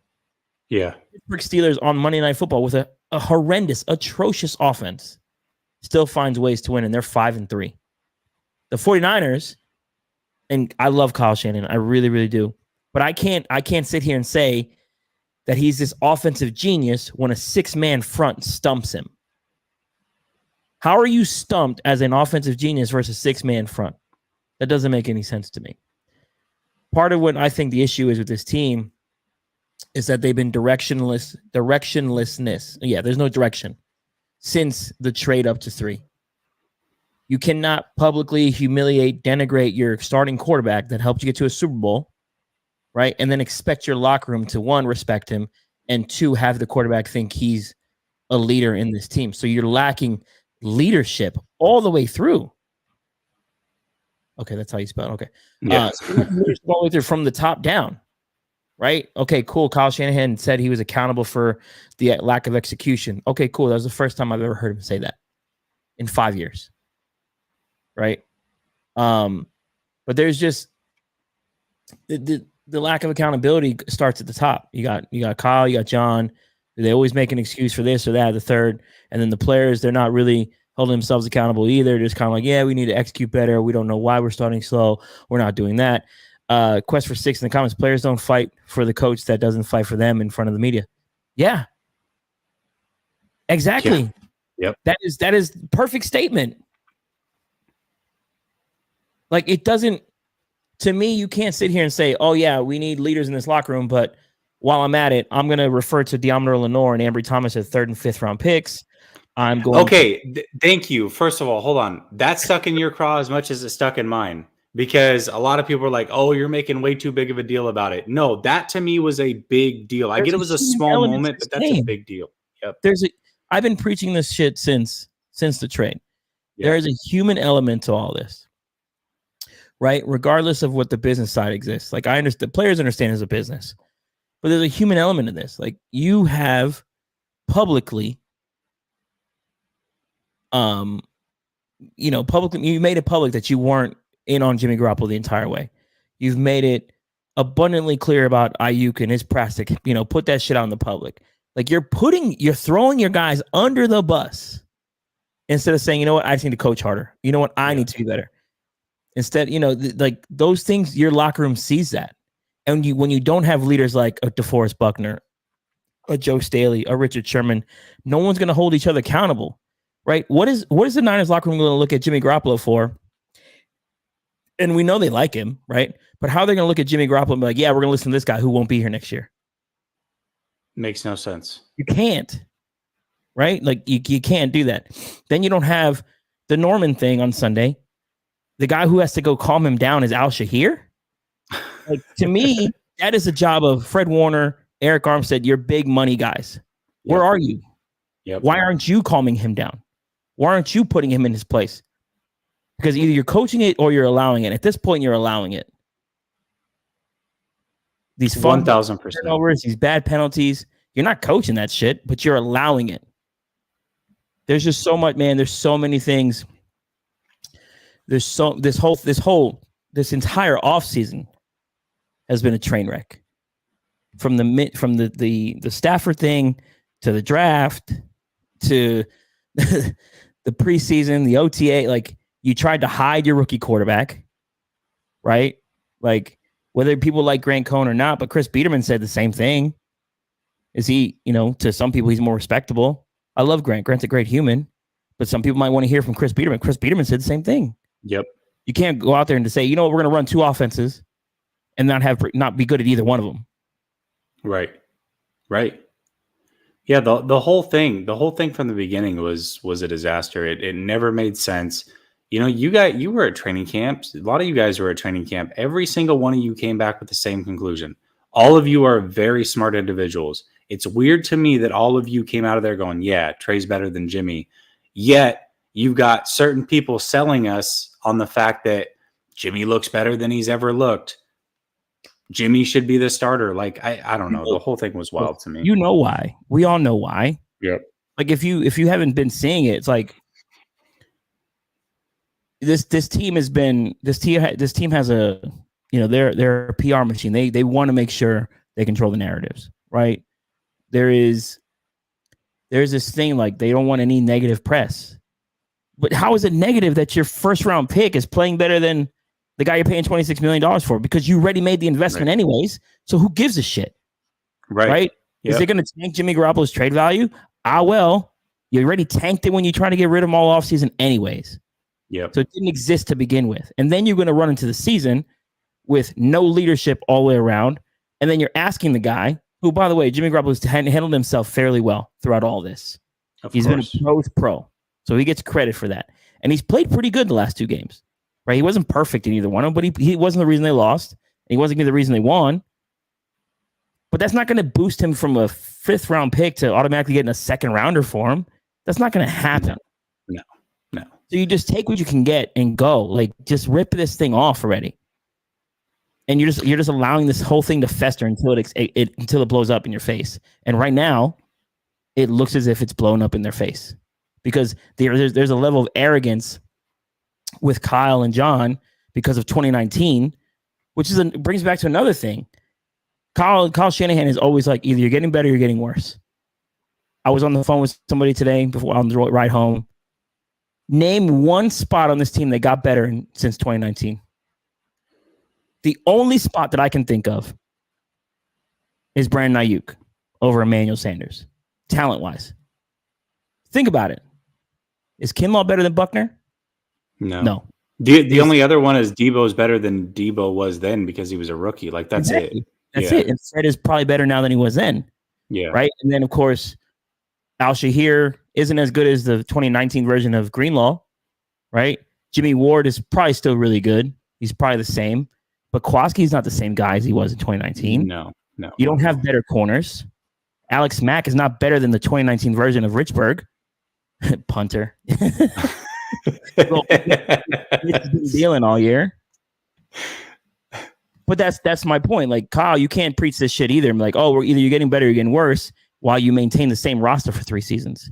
Because 2020 was like, you know what? The only reason we stunk is because we had a whole bunch of injuries. So like, what we're going to do is re-sign a whole bunch of guys with injuries. There's no logic here. That doesn't make any sense. And I fell for it. Right? A lot of us fell for it. Like, we all fell for it, Javi. Hoorah, let's go. And it was all a facade. It was just all smoke and mirrors. Yeah, 1,000%. Javi, what you seem to be hit and miss on Tuesdays. Obviously, we start a little later next Tuesday, 9 Eastern. Tuesday, I was in Houston. Okay. What about this coming Tuesday, 9 Eastern? What's your schedule look like? I will. Well, this depends. I am going to be. I got a promotion. Let's put it that way. That's good. Very nice promotion. So I've been a lot more busy, which is probably going to cut into my content stuff. But maybe, I mean, I'll let you know what my schedule's like. We can get it off. Okay.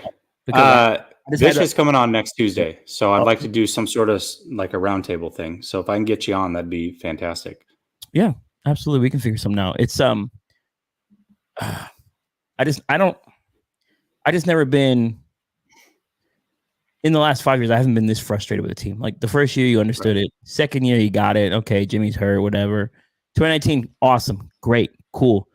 2020, then you saw all of the cracks, all of them. And now you're seeing those cracks start to splinter into other areas on the team. And now, was this the worst loss of this regime? Yeah, absolutely. Because it had the expectations around the season. Yeah. The expectation with the season. And then you lose to Colt McCoy. And I've been calling James Conner Earl Campbell. Right? Dude. Like, bro, like so bad. Inexcusable. And another thing, might as well just get it all out while I'm here. Robert Saleh had all gas, no brakes. D'Amico Ryans had this swarm thing. I was watching the tape. How many times did you see all 11 guys around the ball? Never. The only time they were around the ball, Javi, is when they fumbled. when Arizona fumbled and they still didn't figure out a way to pick the ball up. That was the closest thing that you saw. Yeah, bro. How many times? Like I would see 3 guys around the ball, and the other 7 or 8 are on the other side of the field, or the misdirection got them stuck. Like, I want to say, put some respect on Jimmy Ward's name and Kwaski Tart's name as far as their talents, because those two were very, very important for this team. Communication was terrible on Sunday, all the way around. The cornerback situation is atrocious. It's time just to go with Diamond Lenore and Emmanuel Mosley. Shit, put Dante Johnson in there over Drake Kirkpatrick. I feel it at this point. Like, there's no reason to do that. This team is going to go into 2021 or 2022 with a lot more holes than people want to admit. And, who knows what happens to Mike McGlinchey at this point. So now, something that we have to monitor as fans is the health of Mike McGlinchey. Did he tear some ligaments as well as the muscle that's going to require surgery? I was reading up on it. 50% of guys don't come back from that injury.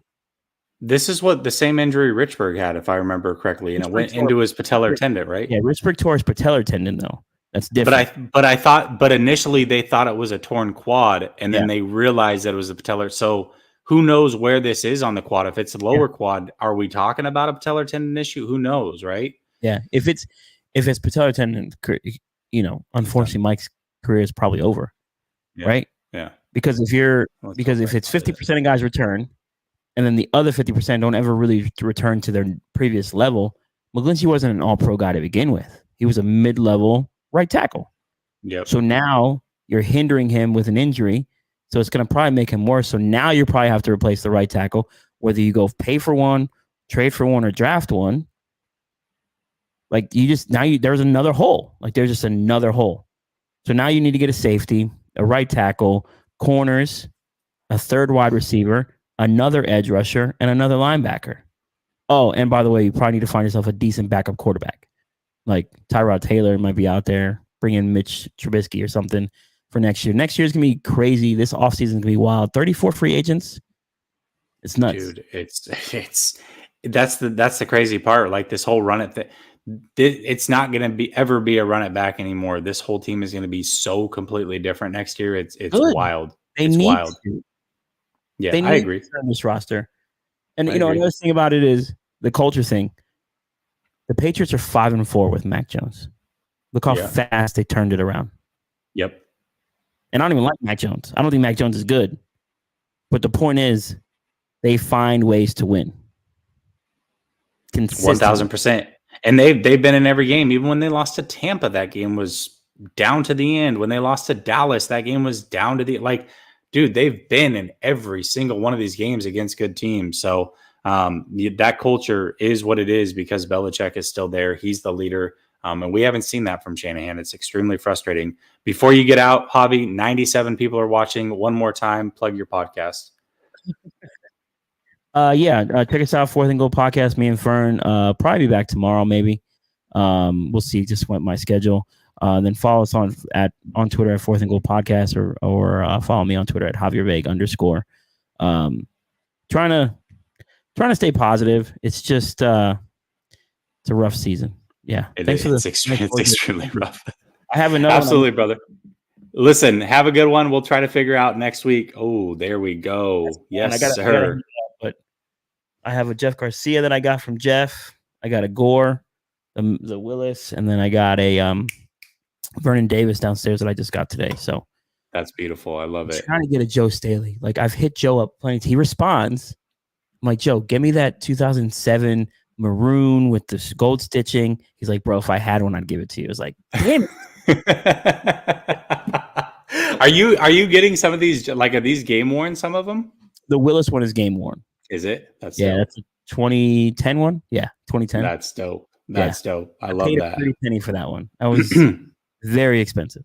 I'm sure you did. I've got tons of memorabilia, man. We'll have to talk about it sometime. But I'll hit you in the DMs, and hopefully we can get something together next Tuesday, brother. Absolutely. Go Bulls. Go Bulls later, man. Javi, man, I love Javi. He's one of the good guys in the business for sure. Showing me love very early on. love that he did that. And, anytime that he comes on, I got to chat with him. So that being said, back to the regularly scheduled program. Viet, Tony, Waruna, Pinor, John, Amin, Jimmy, you guys are next. That's the order. Let's go. What's up, Viet? Hey, how you doing, man? Doing good, man. Thanks for being patient.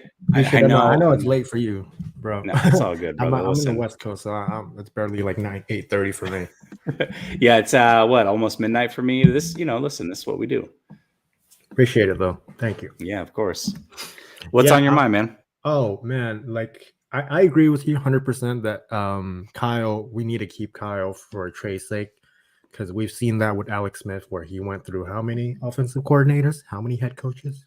Yeah. And look what happened. Yeah. Now, here's my thing, though. I really hope that Shanahan or Kyle turns out and then he evolves and he learns from his mistakes and he adapts. Because it doesn't seem like he's willing to adapt. He's like that star athlete that gets to the pros and then all of a sudden gets a reality check where he's getting outworked by the other guy, right? And he doesn't know what to do. So is he going to be one of those guys that just folds or just moves on? Because otherwise we're going to be stuck in limbo like the Chargers for like 10 years where they're just in 6-10, 7-9, 8-8 for like a whole decade of doing that. And I'd rather just suck and get a good draft pick or just be like Super Bowl contenders. Like I hate that limbo area. Yeah, listen, that's the worst place to be. Where you're just good enough to barely miss the playoffs, but you're never getting a good draft pick. Now, obviously, the next couple of years it doesn't matter because the draft pick is in the 49ers, but that meddling, like middle of the road type team, that is the worst. Like I either want to be really bad or really good. You do not want to be in between because the rebuild process from being in between is a real harsh one for sure.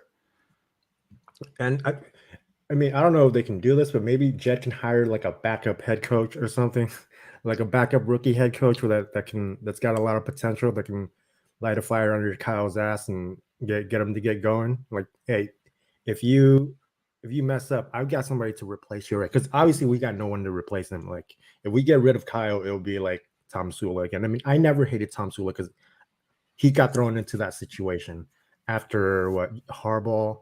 And I don't think Jed wants to make that same mistake with Harbaugh. So, I mean, someone mentioned it earlier. I really wished we kept Saleh. He was a leader. He had a slogan. Maybe Kyle needs a slogan. Like, all gas, no brakes. Kyle does have a slogan. Kyle does have a slogan. You know what his slogan is? What? Oh, yeah, we didn't execute. Is that it? No, that is also his slogan. No, it's really crappy, whatever it is. It's something along the lines of, it's be better longer. Oh, that's real catchy. Real catchy. Had the who's got it better than us. Yeah. Even when you lose, you kind of have to take the heat for it. But it was at least he was committed. Tony's next, but he just put in the chat his slogan is Yeah, that's a good one. Yeah.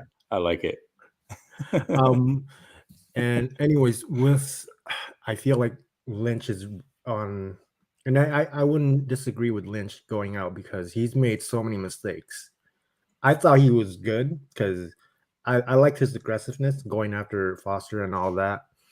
And who's the other line that didn't work out? Josh Garnett. No, Garnett. What happened to him? That was a bad one. Like, that was a bad one. I thought those two guys were gonna hit. Like I was super pumped about that season, and then boom, injury to Foster, and then that whole domestic violence thing. So I feel like if I don't mind him going. Get a new GM, get someone maybe not more conservative, but or is going to hit more in the first rounds. Yeah, you're right. Oh, Melissa says School as well. Yeah, I mean, he even showed promise that first year, right? Like School was filling in for Staley, and he never hit either.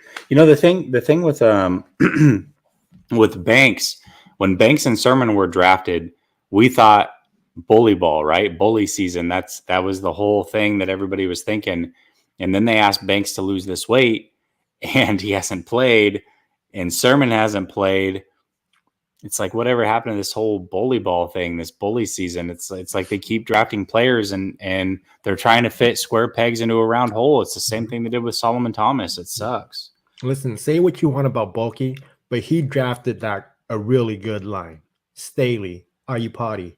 He found Alex. I don't know if he drafted Boone, but after Chilo Ratio, we replaced him with Chilo Ratio. That line became nasty. He drafted Anthony. That whole line was Super Bowl contending. We need that back. Well, the whole, by the way, that offensive line bullied people. That defense bullied people. Like that whole team just had a whole different swag to it. You remember the special teams before they line up for a kickoff? They do their little dance. Oh yeah. While the music was playing, like how dope was that? Who's got it better than us?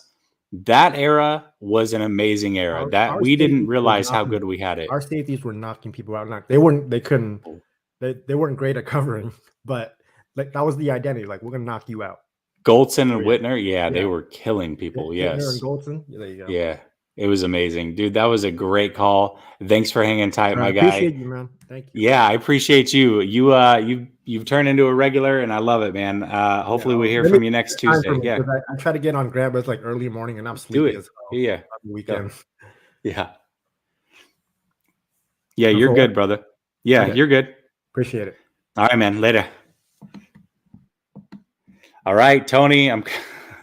Your comments have been on point. I'm coming to you, brother. What's going on, man? Aloha, Jesse. Sometimes the sun shines on a bad dog like myself with funny days. Anyway, thanks for having me on, man. How you feeling after that loss? Dude, well, listen, right after the loss, okay, so two things immediately during the game hit me. One, I said when they were down 7-0, this is just a bad team. You could just see it. It wasn't going to go good. And then when they went down, I think it was when the Cardinals scored that first touchdown in the second half, I just tweeted out like 5 laughing, crying faces. Like, this is our season right here. That's how I felt. Yeah, no, I was a little bit heartened going into the half because they did manage to get 7 points on the board. And I was like, okay, defense, get it stopped. We can win this thing. And then that happened. And I was like, I opened another beer. And I was just like, well, this is the way it's going to go for this season, you know? Yeah. This is it.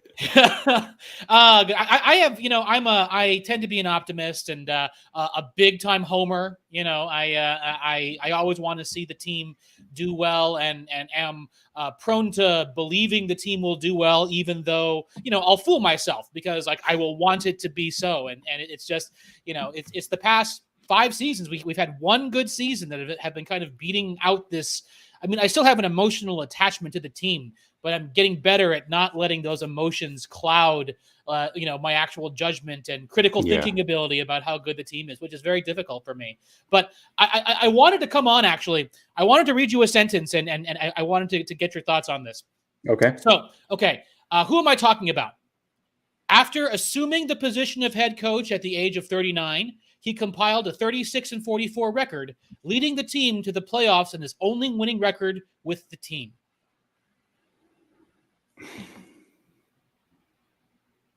Shoot. Nagy? It's Bill Belichick. Bill Belichick with the Cleveland Browns. Coached for 4 seasons, went to the playoff once. His quarterbacks were Bernie Kosar and Vinny Testaverde. Then he was let go when the Browns became the Ravens. And then he went back to work for Parcells for another few years before the whole Parcells leaving thing, and eventually ended up as the head coach of the Patriots. My point is I can very much see a scenario where Kyle Shanahan does not make it as the 49ers head coach past 2022 because of the house of cards that Jed York has built. And it's just going to really upset me because he'll probably go and work for Fangio, or, you know, Kyle will go and work for somebody else, get some perspective, and then in his second run, he'll become the head coach of, I don't know, of Denver or something, and really knock it out of the park there. I can just see this happening now because his scheme is good. He was young when he was made head coach. He didn't really face all that much adversity in his life, and so he worked for a decade as an assistant coach, but he was missing a lot of this like sort of troubled strife that you need to become a good leader. And unfortunately, as much as we love Kyle for his scheme, especially going into 2017, 2018, 2019, seeing, his offensive brilliance, getting CJ Beathard to go toe-to-toe with Aaron Rodgers. Now we're just seeing like the lack of leadership from the ownership to Parag, to him, to John Lynch, all sort of flailing around. They've affixed themselves to Trey Lance, but minus some sort of massive reorganization, Jed's mom stepping in and saying, whoa, this is messed up. Here's what we're going to do. And checking all the powers that be. I worry about Trey Lance's future. And I worry about the fact that we're just going to go on and in 7 years see Kyle Shanahan as the head coach of someplace else hoisting a Lombardi trophy, because that to me right now feels like the most likely outcome with Kyle Shanahan. And I like Kyle Shanahan. Like when Kyle Shanahan is on and in his bag and the team believes, they play just so much. They play such a fun brand of football to watch. But there is, you guys in the digital journalism sphere have just done an excellent job of talking about leadership for the past 5 weeks, and it's the truth. There is no executive leader on this team. It is the way that Jed has organized this franchise, and it's not going to get any better anytime soon. And I fear for Trey Lance and the 4 draft picks that the 49ers spent to get him. And that's kind of what I got to say. Listen, man, I agree with you completely. I love that you brought up Belichick, because that's a point that I've been trying to make on Twitter, is that, and I wrote an article October 17th, I believe, talking about Shanahan, talking about the 49ers fans' fears of getting rid of Shanahan. One of them is that the 49ers will go back to their ways, the Tom Zula, Chip Kelly days, which I don't believe that's really even possible, because there's way more talent on this team than what there was on that team. Plus you have a young Trey Lance that you can develop. So you're going to get head coaches lining up to come to this team, I believe. And then the other one is that people are fearful that he being Kyle is going to land on his feet. And my comment to that is expect that he does, because what's going to happen is he's going to go to a new team and he's not going to have the power that he has in San Francisco. He's going to be just a head coach. He's going to learn from his mistakes, and he'll probably be really, really good. But the problem with that is, if you're fearful of that, you're only hindering yourself, because everything is not apples to apples. He does not have that same setup here that he's going to have with his new team.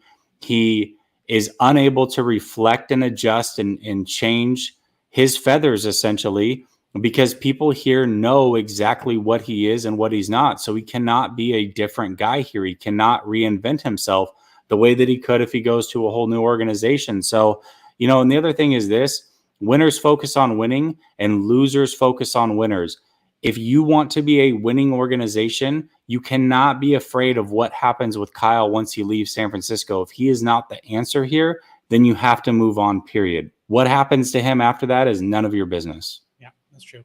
It's going to be bitter. All right, Jesse, thank you very much for having me on. Mahalo. A shout out to all the veterans. Thank you for your service. A shout out also to the spouses and children of the veterans as well. Take care, everybody. Aloha. All right, brother. Later. I love Tony, man. He is definitely a good guy. Every time he comes on, he's just a good one. So Emu says, when do you think Jed will finally wake up and fire Shanahan and Lynch for several tens of millions? They were putting on a pathetic show. They both deserve the pink slip. Listen, my thought is, I said it before the season, that if the 49ers didn't make the playoffs, that John Lynch will be the scapegoat. John Lynch, I believe, will be fired at the end of this season, and then Kyle has one more year. That's my gut feeling. We'll see if it holds true. But either way, I don't see either of them lasting past 2022 if they have yet another losing season after losing this year. So that's my thought on it.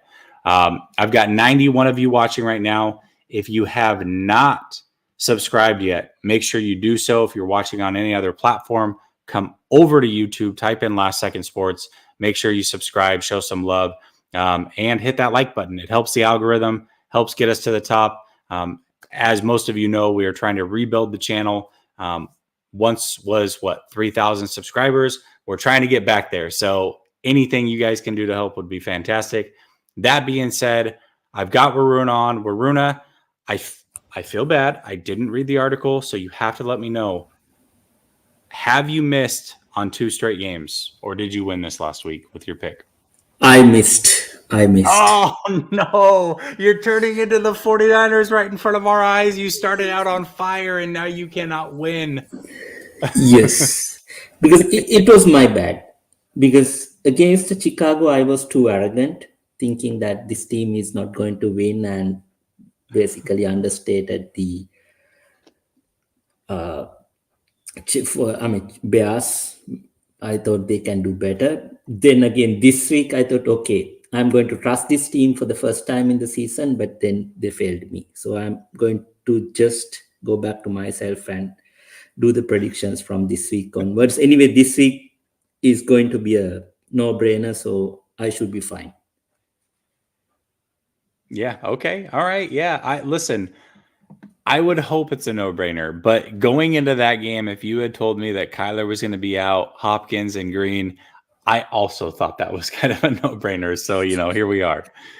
Yes. So I wanted to say one thing before jumping to other things. Like Harvey said that this team has not made any progress in any of the departments or positions since 2019. Mm-hmm. I do disagree with that because since 2019, we have always made progress in our first round draft pick position. 2020, we were 13. This year, we were 12 and it went up to 3. So we made some progress. Oh my gosh. That was good. That was that was really, really good. Varuna, you're starting to talk like you tweet, and I like this. Varuna. Right. So, we have to take positives, right? So that's why I thought about that. But anyway, one thing about Kyle Shanahan that not scares me. I kind of feel like bad for him is that his inability to make key decisions is going to haunt him back, not because of the fact that the decision itself is failing, the other people are making the same decision and get it right. The latest example is now, I think yesterday or today, I heard that Detroit Lions are going to bench Jared Goff. Now, think about that from Sean McVay's perspective. He thought the guy who took them to the Super Bowl, the quarterback, is not good enough for moving forward. So I'm going to move away from him. Just trade him just trade him away. And that guy is struggling over there without weapons around him and without a coach like McVay. Kyle had the same opportunity. We basically telling that before the start of the season, Kyle, please do that. But he didn't do it. Now, look what has happened. So I think that is kind of, I wouldn't say it's sad, but it is what Kyle eventually is. That's going to be his legacy. I don't think that he's going to be going to win 5 Super Bowls if we get out of San Francisco in next 10 years. So he's probably going to be the same coach or maybe even worse than that. Can I ask you this, Varuna? Because you're pretty level-headed, and this is something that I had brought up earlier, and I'm just seeing it come back up in the chat. Ryu Ken says, sorry guys, Trey isn't going in after the Rams game. Even if we lose, we just got to deal with it. Do you agree with that? Like, when do you think the final straw is? I think most probably it will be until we have a record. Most probably mathematically we cannot make it to the playoffs. I think that's when it is going to be. Until otherwise we will stick with Jimmy. Okay. All right. That's fair. So you're thinking probably I don't know, week 15, 16, something like that? Most probably, yes. Until it's okay, There is nothing else that we can do. We are not even getting whatever the draft pick that they think they can get back for Jimmy, it will happen. It will be going to continue this way.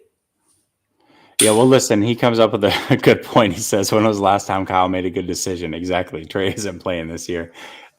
Fair. That's totally fair. All right, I got it. Touche. All right, I've got it. I've got to get your prediction, at least on the score. I know that you're going with the Rams to win this week. What do you think the score is going to be, Varuna? I think at least, okay, I would say 34-17. Okay. Rams win 34-17. Yes. Okay. All right. Oh, listen, it's not as bad as it could get. I mean, this thing could get really, really ugly on Monday. And it's on national TV. So it's going to be rough being a 49er fan if this thing turns into a blowout. That's for sure. But if they do lose, like I said, I hope Trey Lance starts going into Jacksonville, because I will be at that game. And I really, no offense, Jimmy G, but I'm not excited to see you play football. Sorry. It's just the way that it works. Varuna, thanks for coming on, my guy. Plug your podcast real quick as well. So it's Genuine Draft Podcast, Genuine Draft _SF. We are doing weekly shows on around the NFL. We talk about all NFL as well as random talks about 49ers. I mean, everything. So we started talk about cricket, multiple sports. So that's Genuine Draft _SF. Perfect. Genuine Draft _SF. Got it. Thank you, Varuna. I appreciate it. Have a good night, brother. Have a good night, Jesse. Thank you. Later. All right. Pinor, what's up? You've been sitting on your hands. I see you in the chat. You were wondering why I had faith last week. What's up, my guy? What's up, man? So I'm going to give you the option. You want me to sugarcoat tonight, or do you want me to be completely authentic in how I feel about things? It's up to you. And by the way, you already cursed. Just letting you know. I know. But I won't be sadistic. I promise. I know I can go overboard like I did in the spaces, but I won't. Yeah. Listen. Let's see. Well, I want you to be honest. I definitely want you to be honest. Okay. Don't go too crazy, but I want you to be honest. Let us know how you feel. Okay. All right. So, from all the callers tonight, I think that everybody has been saying the obvious. Some calls have been, in my opinion, I'm going to be honest, and I think some of the calls are not good anymore, but it's not because of the callers. It's because there's nothing else to talk about other than complaining. So it's hard, right? Like, I mean, yeah, this is very hard. This is what the 49ers have done to us. They've made us complainers.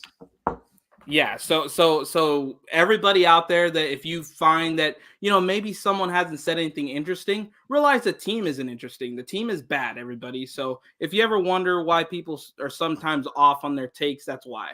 And let's begin with my takes. So you guys tell me if I'm boring. Okay. So, I've heard something about McGlinchey, and he possibly, has a career-ending injury or whatever. And for me, I'm not going to sit here and say I wanted that. I'm not going to sit there and say that. But I will say Jalen Moore probably will play better at that right tackle spot. You guys could think I'm evil for that, but I think it's possible that Jalen Moore can play better at that right tackle spot. I get it that McGlinchey was good 35% of the time, but I don't need that. So I don't care about McGlinchey. About Jimmy Garoppolo, well, Jimmy's Jimmy. Everybody will defend him like always. And, for me, I called into Crocker this morning, and I told him how I felt about Jimmy. But I really wish I would have emphasized how not necessarily how I hate him. It's just that Jimmy is a starting quarterback making the money that he does, with the history that's behind him of Joe Montana, Steve Young. And it's not fair for anybody to be compared to those guys, because it's very hard. I understand that. It's not realistic. But at the same time, I can't have you smiling after you throw an interception. I can't have you all of a sudden trying to throw a deep ball after practice because Trey Lance got drafted. I don't need you to be pretty much a mediocre quarterback for this team. I'm done with Jimmy, obviously, like I have been. Obviously, we could talk crap about Kyle and John all day, But the one that I'm very disappointed in, Jesse, is Fred Warner. Okay. I'm disappointed in him because I had high, I guess you could say high expectations for him. Because even before the season started, I remember the conversation that me, you, and Rad had about how can Fred Warner be the defensive player of the year? How can he get that? And this is what we get. I'm very disappointed in Fred. And regardless if people want to defend him or not, that's fine if you do. But at the end of the day, I know that Fred could play better. That's why I complain about it. That's why I always say that Fred is doing trash play, I guess you could say. We don't even have to talk about that fumble. I was just shocked that you didn't land on that fumble, and let alone the other people that are right next to him. So, I just think it's completely ridiculous this season, and I'm not mad either. I'm not mad anymore. I told Warun in the chats, it's not that I lowered my standard about this team. I lowered my expectations for this team. There's a difference. I'm not going to get mad anymore because you guys want to crap the bed. I'm not going to tell everybody to go to the games. Obviously, I hear that you and Nick are going to go to the Jaguars game, which is going to be nice, dude. And, well, listen, that's the thing, right? We're not even supporting the Niners stadium that way. We're going on the road. So there you go. Yeah. But the thing is, it was already planned. It was already planned. That's something in the past already, guys. So don't get mad at some of the people that already bought tickets or that had plans. They already bought into it. But I'm telling all the people right now, you don't have to buy any tickets anymore. You don't have to support the stadium itself. Okay? You guys don't have to go to Nike or go to 49ers store, whatever it is online, and buy your $100 Nike, jersey that is, print on for all the gear that's out there. You don't have to buy it. You don't have to buy into this team anymore. Just whatever you do, if you want to support this team, be a good Niner fan, support the channels. They have merch. Buy the merch. Hit the like button. Watch their stuff. Help the watch hours. That's what you guys can do to be authentic fans. You don't need to buy into this team because it's losing and you think of yourself as a faithful, as supporting them no matter what. That's not what a faithful is to me. Faithful to me is being honest about the team and you still supporting it, but not financially. There's more that we can do as fans that can be beneficial for everybody. And one thing you should not be doing is trying to put your money in Jed's pockets. Don't do that. Don't do that. And there's nothing else to say, Jesse. Like I'm sorry to say it. I could be sadistic, but I know it's your channel. And for all the callers tonight, thank you guys for you guys' opinions on things. And yeah, it's just gonna be boring calls for the rest of the year because this team absolutely sucks. Just put it that way. Nothing else to say, I guess. Listen, I agree. I agree with your sentiment on not lining the pockets of Jed York. That's what people don't understand. Like we as fans actually do have a much bigger say than what you want to believe. When the ticket prices go up, pull your season ticket holder status. Like you don't have to put up with that crap. You know what I mean? And I get you want to be a super fan and you want to be a faithful and all that. Doesn't mean you don't love the team any less. You just you want change. You expect change. You expect better. And some of you are much younger than I, and maybe didn't see Joe Montana, Steve Young. I understand that. I get that. Mm-hmm. But at the same time, like we have to expect better. All of you have at least saw the Harbaugh era. That was a pretty good era. What you're seeing right now is not acceptable. The fact that people are willing to make excuse after excuse after excuse for Harbaugh and Lynch and these guys, like it blows my mind. Like, you're being too harsh and you're being too critical of these guys making $10 million a year, not getting it done. Like you gotta be a fan. Don't be a hater. I'm over that. I agree with you, Pinor. I think the way that you stick it to these guys is you stick it to their pockets. You don't buy the gear. You don't buy the merchandise. You don't buy season tickets. That's how you get change. And every single person can contribute to getting change in this organization. Doesn't necessarily mean that it has to be Kyle getting fired. that's not necessarily the end result. But if you want better from this team, you have to expect better, and you have to be willing to, maybe just watch on TV or whatever. Pinora, I think that call was one of the best calls that you've ever had. I obviously love all of the calls. So I'm not going to say anybody had a bad call, but it's tough to have content. It's tough to have a fresh take when the team is this bad. So I totally understand where you're coming from. Mm-hmm. And by the way, the Grant banana hand thing that happened, dude, realize I was taking a shower, right? I didn't watch the thing. I took a shower. Mm-hmm. And I have my phone next to the speaker when I shower. I sing, I listen to podcasts, whatever it is, right? So I'm listening to it, and I'm watching the Grant. I'm not watching it, but I'm hearing the Grant Cohen, show with you, Jack, and Coach. Bro, I was like, what is everybody laughing at? What did Grant do? So I almost slipped because I look at the phone and he has bananas. I thought they were real bananas because it was like a little foggy. I was like, what the? I almost slipped. I was like, holy. I started laughing because I never thought that Grant would do something like that. That was like top 2 moments. And in the moment where you guys laughed, obviously, and I said it on Twitter, vintage, man. Just everything about that was hilarious. So, and that was fun. Everybody, realize that you can hit the like button, support the channels by buying their merch instead of the Niners, cheap crap on the internet, and just that's the way you guys support the community. Watch everybody if you can. Obviously, you don't have all the time in the world, but if you do have any time, go ahead and try to support any of the guys that have content out there. That's the way to support everybody in this community. You don't support the idiots that are running the show that are making this team, embarrassing. You support the people that are truthful about this community, about this team. That's how you do it. And Jesse, have a great night. Everybody else have an average night. And that's all I have to say. Pinor always brings it. Later, Pinor. Have a good one. Pinor doesn't play. Listen, I wanted the authentic Pinor. I want everybody to be authentic.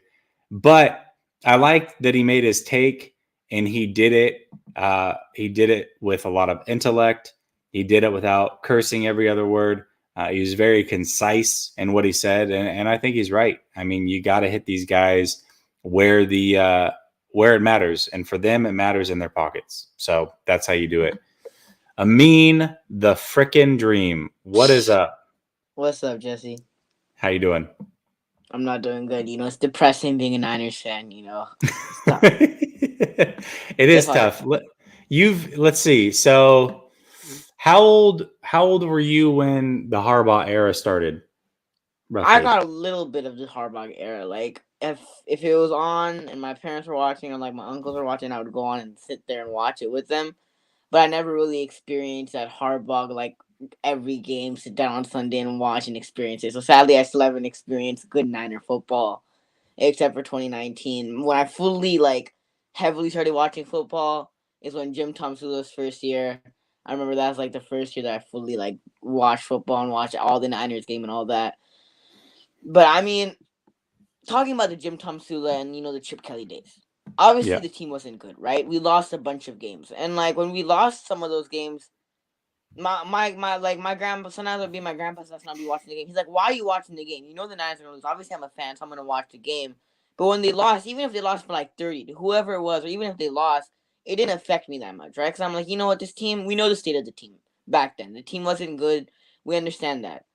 When we look at it now, it's how many years have you been here, Kyle Shanahan? You've been here for 1, 2, 3, 4, 5 years now. And you're still not able to win games? You've had your time with the team, right? So, when McVay, obviously everybody compares McVay to Kyle Shanahan. McVay, his first year, he came into a better situation. So we understand that. Obviously, McVay made it to the playoffs. Obviously, but it wasn't that much better of a situation. I mean, let's not forget how much of a dumpster fire Fisher was, and people were thinking that Goff was a bust after year one. Mm-hmm. No, I mean, he definitely came into a better situation than Kyle did with the Niners first year. I think we can all agree on that. Slightly, I wouldn't say it was amazing, but yeah, it was better. It was better, not by a huge margin, but it was definitely better than what Kyle Shanahan came into. Yeah, I agree with that. Now looking at with Kyle Shanahan's fifth year, McVay, obviously, he's making all those trades. He has Stafford. He's having a winning record. And Kyle Shanahan's his team's sitting 3-5, fourth in the division. And when I look, I'm like, Kyle, it's your 5th year now, and you still can't win football games. Like, that's ridiculous to me now. Like, you've had your time with this team. You had the time and the pieces to build a team. Now there's no more injury excuse this year, and you still can't win football games? Really? Are you joking? Are you kidding me? You still can't win football games. And, like, the thing is, I don't understand why Kyle Shanahan won't be accountable and change. I don't care about you just being, okay, you know what? I put it on me. I should do this and that better. Actually change. Make the change. Don't just say like, oh, I put the blame on me. Actually go out and change. Go look at what you did wrong. Go assess it and go fix it. Don't just say, oh, I did this wrong, and then the next week do the same exact thing. Because Kyle's just arrogant. So I know he's not going to do that, but like, go change what you did wrong. Don't just say, oh, I did something wrong, and then not change it. And like, my thing is, I know Kyle Shanahan and John Lynch for some reason still think this team is a Super Bowl contender. Otherwise, they would be starting Trey Lance by now. Otherwise, they would. Simple as that. Like, I don't know what it is, but as fans, we know this team isn't a Super Bowl team. But Kyle Shanahan and John Lynch certainly do think the Niners are a Super Bowl caliber team, so they're going to play Jimmy Garoppolo for the rest of the season. And he lost to the Colts. Still started Jimmy Garoppolo against the Bears. Jimmy Garoppolo obviously didn't play bad against the Arizona Cardinals, but we still weren't able to beat the Arizona Cardinals. Now, you could say because of turnovers, but this team isn't a Super Bowl caliber team. And I don't understand when Kyle Shanahan and John Lynch will realize that, then they'll finally make the switch to Trey Lance. Because this team isn't a Super Bowl team. Why play Jimmy Garoppolo for the rest of the season? Because that doesn't benefit you. It doesn't. Well, you play Trey Lance for the rest of the season, he develops. He gets reps. I don't get why you still are playing Jimmy Garoppolo. Now, I don't think Jimmy Garoppolo played a bad game on Sunday, but it makes no sense to play Jimmy Garoppolo for the rest of the season because the team isn't a Super Bowl caliber team. The team sucks. Just straight up, the team sucks. So, like, why instead of keep playing Jimmy Garoppolo week after week after week, why not make the switch to Trey Lance? Why not make the switch to Trey Lance? Because at least with Trey Lance playing, even if he loses the rest of the season, who knows what happens with Trey Lance, right? We're just assuming that, let's say, he plays bad and we lose games, right? Even if we start Trey Lance, you get some sort of benefit this season by him developing, him getting reps. Or with you playing Jimmy Garoppolo for the rest of the season, you don't get that much benefit. I could say you get no benefit by playing Jimmy Garoppolo for the rest of the season. Listen, I agree with you. I mean, that to me is like the only saving grace of the season is if Trey Lance gets some sort of development. At this point, if he gets no development, then what was this season? It's a complete loss. You didn't win. You didn't make the playoffs. You did nothing. It's not just Trey Lance. It's Trey Sermon. It's Aaron Banks. It's Diamador Lenore. It's Ambry Thomas. All of these guys. All of these guys need to play. All of these guys need development. The 49ers right now, it got so bad after that Arizona game. They're about to go on Monday Night Football in front of the world and probably get smacked, right?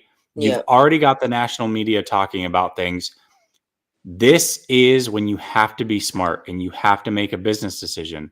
The business decision is to play the rookies and get the people that are paying for everything that goes on in your organization to get the fans happy and give them something to look forward to. Because if you don't do that, people are going to bail on you. You cannot have that as an organization. You have to make smart organizational decisions. Smart organizations would play the rookies after this blowout loss on Monday Night Football. Yeah, I think they're gonna lose on Monday Night Football. Now I don't know the exact score, but I think they're gonna lose, right? Like I remember watching the game. They said, "Oh, the Niners have beat the Rams 4 straight times."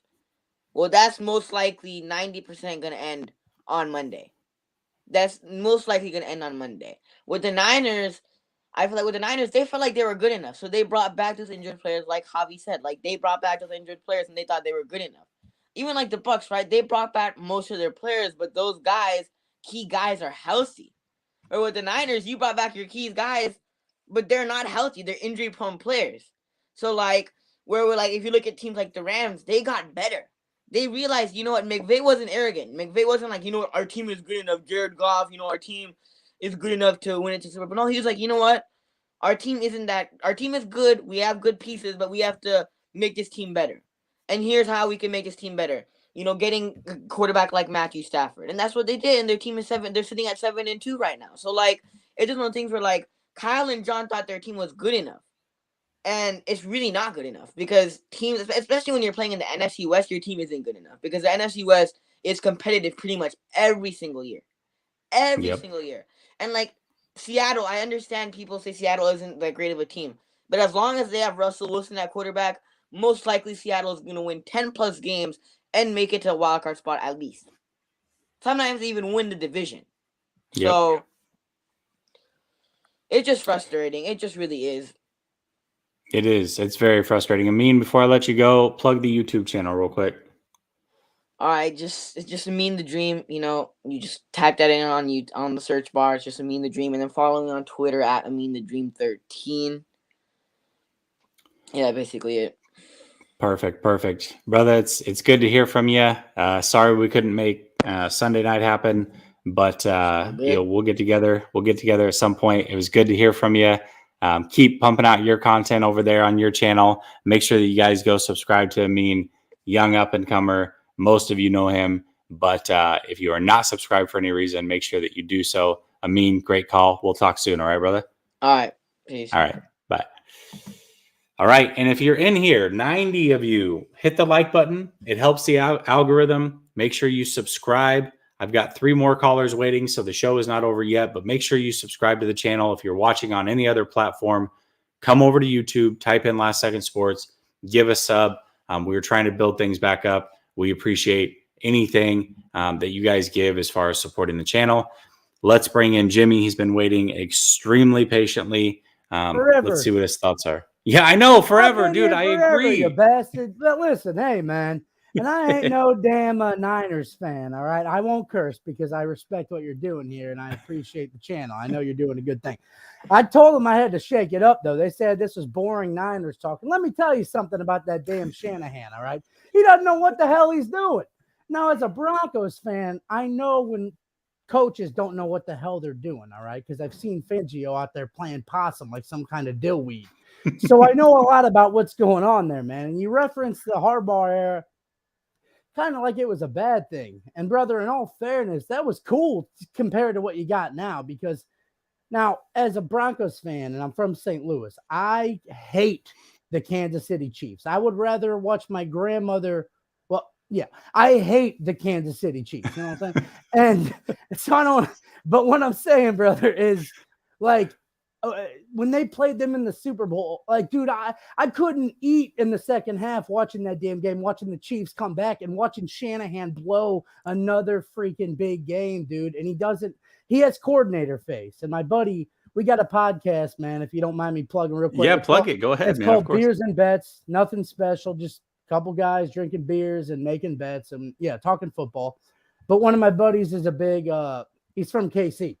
Okay. So he's one of them, you know, he's not right in the head. You know what I'm saying? Now, hold on a second. Is it just a podcast or is it a YouTube as well? It's a YouTube only, man. So if they search Beers and Bets on YouTube. Listen, right now, I'm doing it right now. Oh, you showed love. I'm going to subscribe to you right now man. on the spot. Yeah. Go ahead. Keep going. If I didn't look so stoned, man, I would put the camera on, but you know what I'm saying?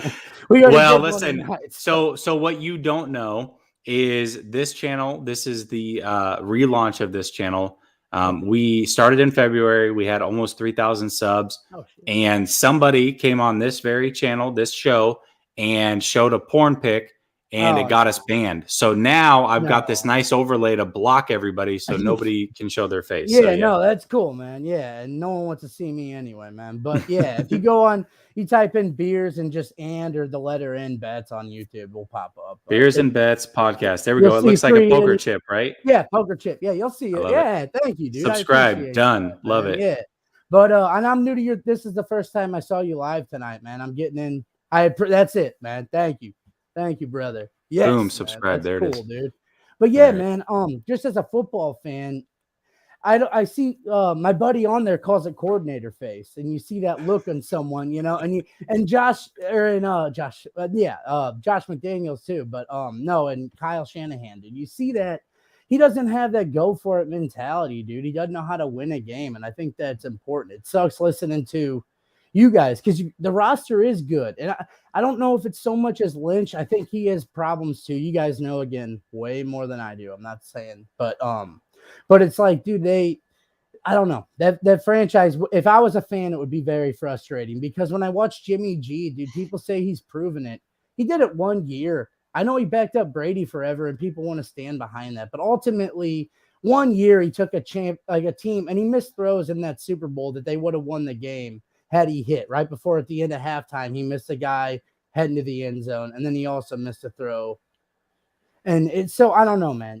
I don't know. I never thought Jimmy G was worth the money, to be honest. And that's coming from a Broncos fan. We fucking signed Case Keenum and Joe Flacco. Teddy Two Gloves. Yeah, Teddy Two Gloves. Oh, that's my boy, though. You'll hear, hey, Beers and Pets, we love him on there. No, but hey, man, yeah, Teddy Two Gloves is my dude. Like, I'm like, hey, man, I'll take him over. I mean, well, we had to start a wide receiver, I think, like week 15 last year because we didn't have anyone on the practice squad. I remember that. Yeah, that was a sad thing. Everybody was kung flu fighting. You know what I'm saying? So, yeah, we had no one to start, man. But yeah, and your buddy, a couple of the callers, I took some notes when I was waiting. Because I've been here for about 4.5 hours. Actually, I got brunch and then I came here and waited to get in this live chat, man, which is pretty cool. So, but dude, yeah, we were, and they were saying like comparing McVay to, and it's like, yeah, McVay makes the adjustments and Shanahan hasn't, dude, and I think that's really obvious. I know they wanted a fresh new face out there in San Francisco with the new stadium, but yeah, I don't know, man. Fangio had the first win in 3 years that I thought was a big win, so maybe it'll work out for Shanahan. But I don't know, dude. Monday could get ugly. That's when they got the Rams, right? Well, okay, so how long have you been a Broncos fan for? I was born in '90, so in St. Louis, we didn't even have the Rams when I was born. My dad worked for the local radio shit here, so he knew about the Cardinals, so he pretty much just convinced me to be a Bronco fan because he was like, even if they bring a team back to St. Louis, if they're called the Rams, they're only staying there for a rental till they get a championship, and then they're gonna take them right back. So yeah, man, I've been a Bronco so you fan. didn't see well, you did. No, see, I remember like the Mike Shanahan. Terrell Davis was my first like jersey, so like that era, like '95. I would say is when I really got into it. But. Okay, so do you think that Kyle is still around because of his last name? That's one of the things that we think over in San Francisco. I think, yeah, dude. I think that helps, but I really believe if you're running a business, and that's ultimately what a football organization is, it's like, dude, you got to see that he doesn't. When are they going to beat? They're just not going to beat those teams in that division. Look what the fucking Cardinals have done with whatever. I can't think of his name, but dude, like the coach there. But it's like Cliff Kingsbury. Yeah, Kingsbury, man. And it's like he came in after coaching Mahomes and has taken over that division. Like there's a lot of. It's just really fucked up, man. I just don't trust. I'm sorry about the F word, but I just don't trust Shanahan, and I don't think anything he's done has proven it. Like with. And maybe I hate the Chiefs, so I always say that when they won, it was a down year in the NFL. But if you go back and look at it, it was a weird year. Like there weren't a lot of good teams in there, but that's easy to say when I just fucking hate the Chiefs, man. Yeah, you just hate the Chiefs. I get it. Hey, Jimmy, that was a fun call. I appreciate it. I'm subscribed. I'll check you guys out. Thanks for tapping in. Right it's always, it's always fun to get a perspective from somebody who's not a 49er fan. To me, that's when you get the real. When somebody comes in who's not a fan of your team and tells you how it is, you don't always like to hear it, but it's usually right, and that's why you don't like to hear it. So I appreciate you coming in and bringing a fresh perspective, my guy. Yeah, right on, dude. And I'll be in. I'm subscribed now, so anytime you get thank you, man. I'll come in and annoy everybody in here. Yeah, that's good. Hey, listen, we've got 4 people that run this channel. One of them is a Broncos fan, so you'll see him on Saturday at the very least. Saturday nights he'll be on with me. So one of my depressed brothers out there, man. Yes, sir. Hey, awesome. But you guys beat Dallas. That was a good win. That was crazy, man. Just screwing up our draft picks. So yeah. Awesome. Thanks for letting me in. Yep. Absolutely. That was cool, man. I enjoyed that. All right, I've got Shanil and then Raymond, and then we're gonna wrap this baby up. Let's bring in Shanil. Hey, how you doing, bud? Shanil, I'm you doing there? good, Jesse. Thank you for taking my call. Yeah. Hey, good to hear from you hello? again. How you been? I've been good. Thank you for taking my call. Yeah, of course, man. Anytime. Thanks for being patient and waiting.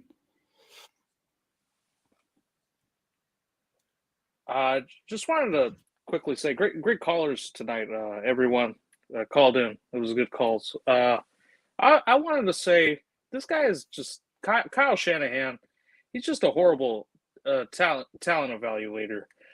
This is the same man that wanted to choose Kirk Cousins over Russell Wilson when he was over there in Washington. When Mike Shanahan was the head coach at the time, when his daddy was the head coach. I mean, I just don't trust this guy. He blew 2 Super Bowls, which Atlanta Falcons fans kept telling me about. This guy wasn't the guy. I mean, I didn't believe him the first time. But when that Super Bowl happened, oh, you could see this guy is a choke artist. I mean, seriously, he blew 2 Super Bowls, and that one wasn't Jimmy's fault. Even though I don't like Jimmy, we could have ran the ball and we could have still won that game. Like this man he's just born a choke artist. I can't even explain how bad he is. And right now he is really effing up the team because he didn't get his guy Mac Daddy Jones. You know, he wanted Mac Jones. That was his guy. He didn't want Trey Lance. Trey Lance was John Lynch's pick. He wanted a quarterback that didn't want to run, just stay in the pocket and throw the ball. And he decided to go with somehow he got overruled and he got Trey Lance. And he's still throwing a bitch fit and using Trey Lance. Shout out to Somi, by the way. He's using him as a fullback. That's what he's using him as. The Cardinals game, he used him as a fullback. He didn't use him as a quarterback. So what's the point of having this guy develop Trey Lance? We need to go out and get another coach or try to go after Aaron Rodgers next season. Man, that's so. I had multiple people pose that to me, the whole Aaron Rodgers thing, and what would I do?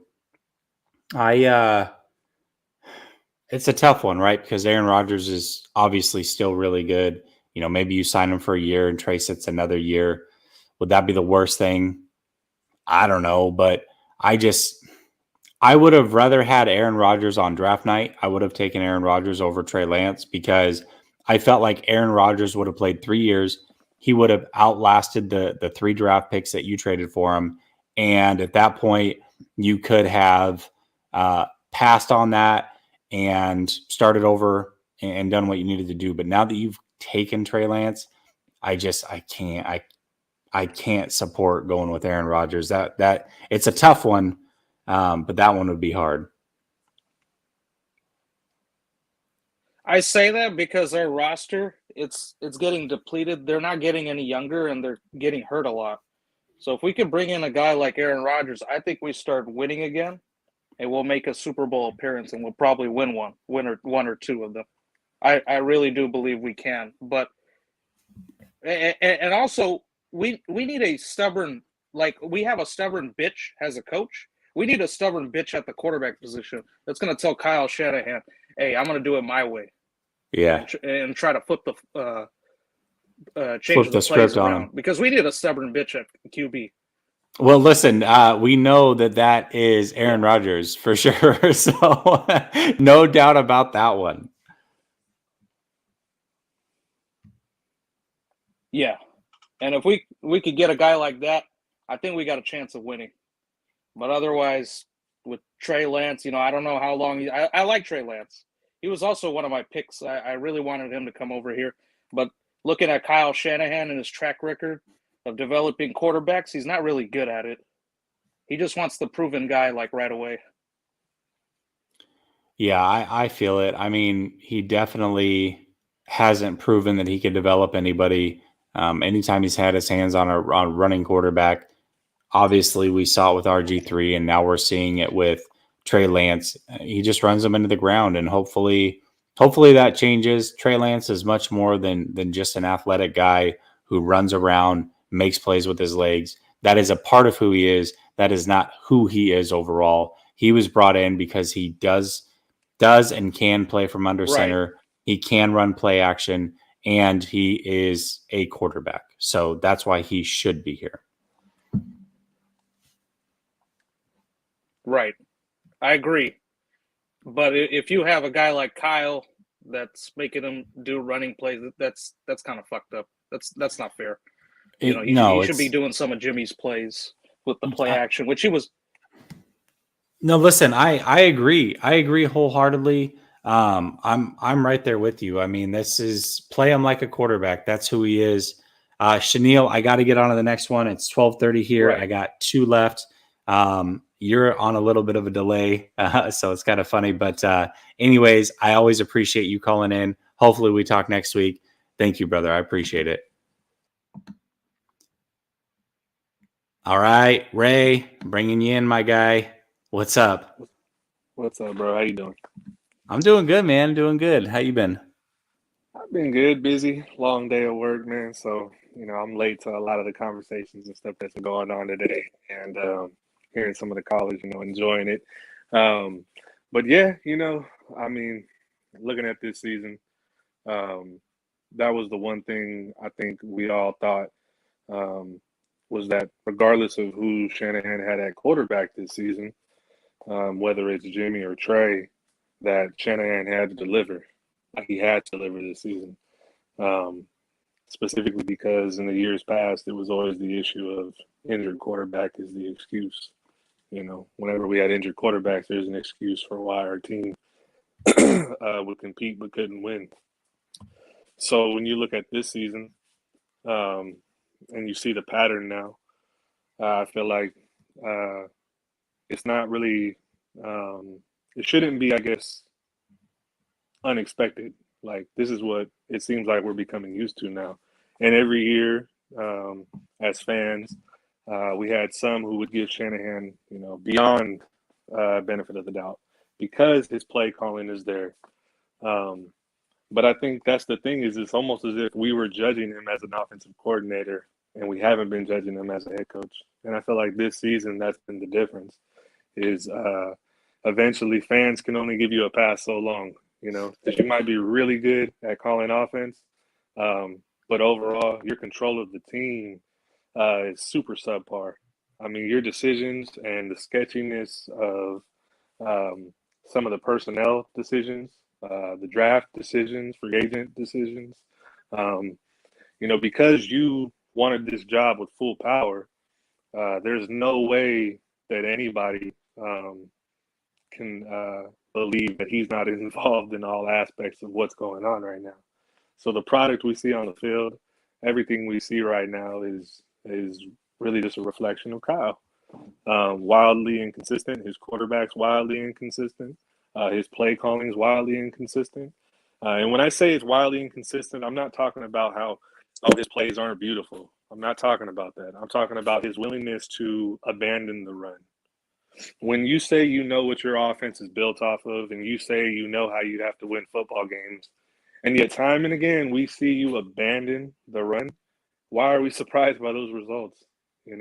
It's like in terms of your passing ability or your play calling for the pass, it's always kind of been sketchy with even when it was any quarterback at the position. It's never really been like great. I mean, even in Jimmy's best year, it wasn't like a great year. There were so many games that year people forget that we looked inept at times. So it's not like these results right now that we're seeing should be surprising anymore. I think that's been the scary thing, though, is just like we have quarterback PTSD, there's also a large head coach PTSD. And I think that resonates not just from the fans, but from the ownership right now. I think the ownership had head coach PTSD from Harbaugh. When they lost Harbaugh, I think that's what made them give the decision to, hey, we're not going to get it wrong this time. We're going to give the coach full control because we should have gave Harbaugh full control. So you went and you carried out actions that another man deserved and thought, let me go do this to somebody else. And I don't even know if the guy deserves it yet, but I'm going to give him exactly what he wants. So it was like, all right, man, you just gave this guy who's never been a head coach. He's hiring a GM who's never been a GM. And that's his regime. And so when we look at the results of what's been put together on the field, it's always been like a team that, when healthy, they're really good. That's always been the same for this team, when healthy. And that's been it. That's been the motto of this franchise so far. There it is, right last there. 5 You're years. absolutely right. When healthy. Yep. Yeah, so when you build a team on that premise, yeah, you might get really close, because you are a really good head coach. You might get really close. But eventually, if you don't change, if you don't make changes, and you don't adapt, and you don't do things differently, if you still stay really, really stubborn, that's the thing. It just might not work out where you're at. So, like earlier, I heard you say, like, hey, he's probably going to go somewhere else, and he's probably going to have success. Yeah, that's probably going to happen,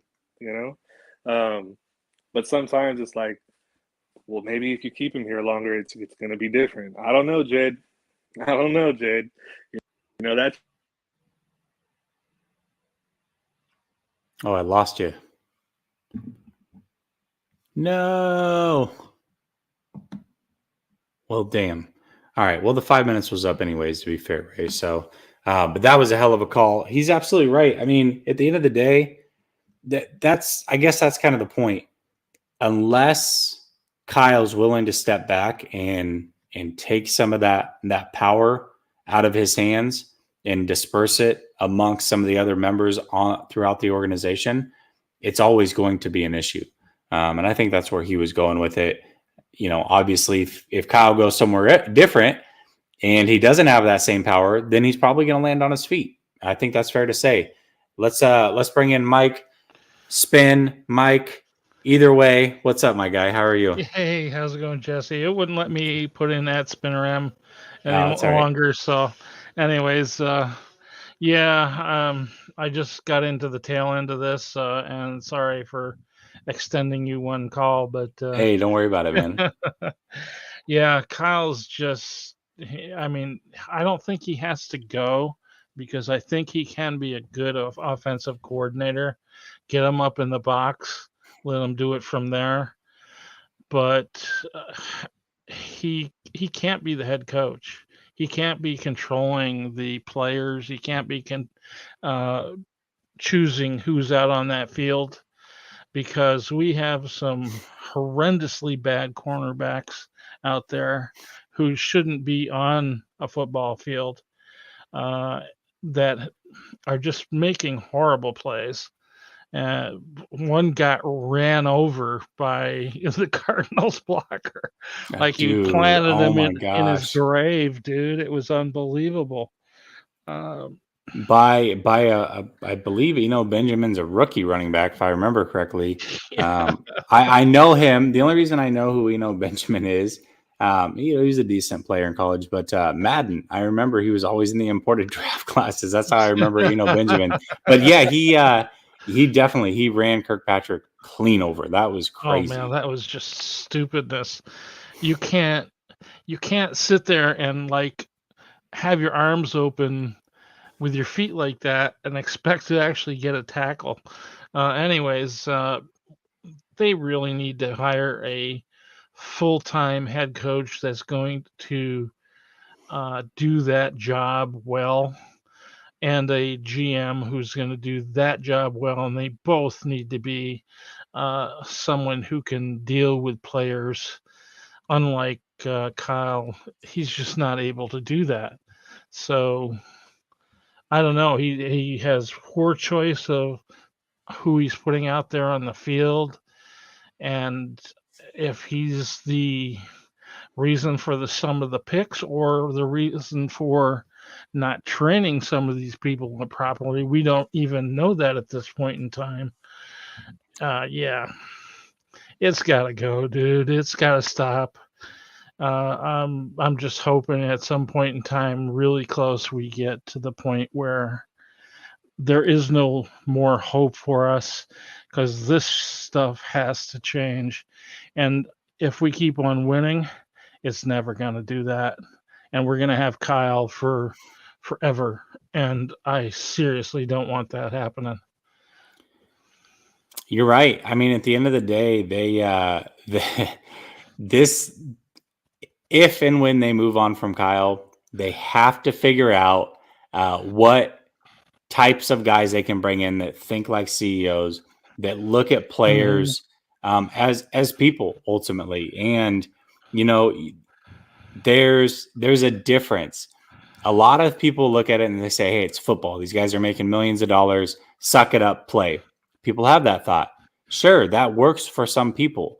However, at the end of the day, these football players are people. Some of them need a little bit more. Some people aren't even motivated by money. Some people are motivated by being the best. Some people are only playing because they look at it like a business. Some people are playing to support, their family for the rest of their lives. People's motivations are different. And Kyle doesn't seem to have that grasp. Yeah, he treats his players all the same, pretty much horribly. I mean, as a manager, if you've ever been one or you are one, absolutely you can't treat people like that. No. And he's doing everything against management techniques and against coaching techniques. It's just, I don't know. I think he's pretty much a brilliant play caller if he focused, but he can't focus out there on the field while he's running down the sidelines, right? So yeah, I agree with that. There's a lot. Like, think about it. Think about things that a head coach does. You've got to manage. You've got time management. You've got to be checking in with players in between plays. For him, he's calling plays. He's got to be checking in with the defensive side of things, see how things going over there, special teams. He's got to know everything that's going on at all times while also calling the plays. And somebody in the chat earlier said that they're old school. They like their offensive and defensive coordinators to call plays from the booth so that they can see the whole field. Well, guess what? Kyle, as an offensive coordinator, did call plays from the booth. Yeah. Now he's on the field. That changes things. If you watch him when he's calling offense, he's actually downfield, standing behind the defense and the safeties because he wants to see what the defense is doing. It's kind of his version of an all-22. That's how he's trying to recreate being in a booth. It's a different perspective for him. Yeah, for sure. And you can't be doing that and thinking about what the next play is and all the rest of that stuff. I mean, the call he made on that game, the red flag he threw out there, it's like, dude, everybody in the entire stands, everybody watching TV is thinking, what'd you do that for? And it's like, well, I heard somebody say, yeah, come on, Kyle. You're just not focused. Yeah, he's not. I mean, two plays come to mind. There was the 4th down play against Green Bay where they were at the 50-yard line. They were already down. I want to say it was, I don't remember. It was like 17-0 or something at that point, 14-0, something like that. Anyways, they should have gone for it on 4th down. Kyle doesn't go for it on 4th down because he thinks on 3rd down they lost a half a yard. They didn't. He wasn't able to focus on what was going on. Then 2 weeks later, when they play the Colts, he throws the flag. Yeah, he throws the flag because he thought he heard fumble and that they didn't get the 1st down. It's like, dude, head coaches cannot be making these mistakes, man. It's too big picture, and he's not able to focus on the big picture. Let's hope the rest of the staff and the owner is seeing this, because who knows? I mean, if he's going out buddy with our owner, Jed, that's not a good thing, man. These guys are close to the same age, it wouldn't surprise me. And that's the rumor around there that those guys are absolutely, going out to dinner with their wives and stuff. And come on, man, you can't be doing that, especially Jed. He should know better. But yeah, you have to have a clear hierarchy for sure. Mike, I appreciate the call. Sure. I'll chat with you on Twitter. I'm still trying to get around to watching that you sent me. I'll do my best. By the way, awesome show with Grant the other day. Thank Three you. of you. That was a good show. Thank you, man. I appreciate it. All righty, man. All right, brother. Bye-bye. Bye. Okay, so I said that was the end of the show. but it can't be the end of the show because this man normally calls in the beginning. He didn't call in the beginning. He's got a wild story, and I got to hear this. So I'm going to bring him on, Mr. Mike Miller.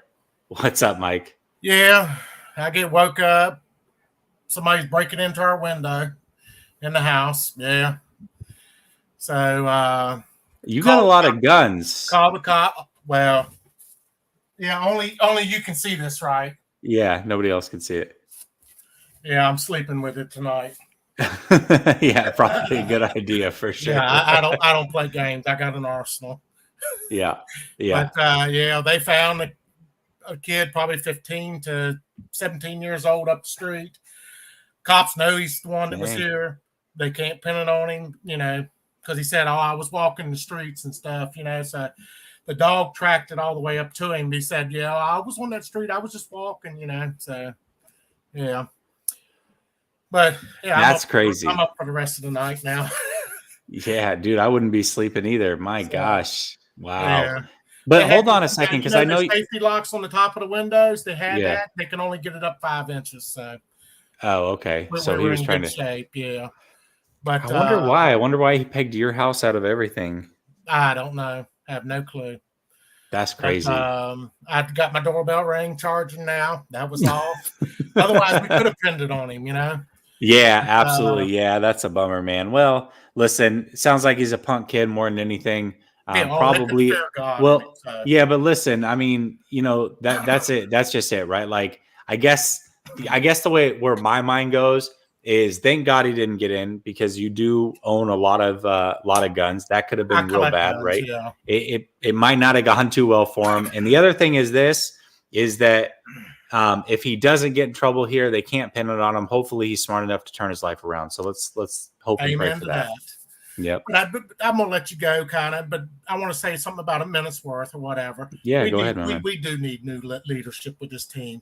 When you're watching Tom Brady and you watch clips of him getting in his offensive line's face and screaming at him and all this stuff, we don't have that on this team. We don't have somebody that will hold people accountable for what they do and stuff. Like Josh Norman out there, we got a rookie out there trying to stop him from getting a flag or whatever. Why should a rookie be out there? It should be, one of the vets out there, saying, Josh, get your butt to the sideline, stop this stuff. That's Fred Warner's job in my book. If it's out there on the defense, or if it's on the offensive side, it should be Jimmy Garoppolo grabbing him by the face mask and pulling him to the sideline.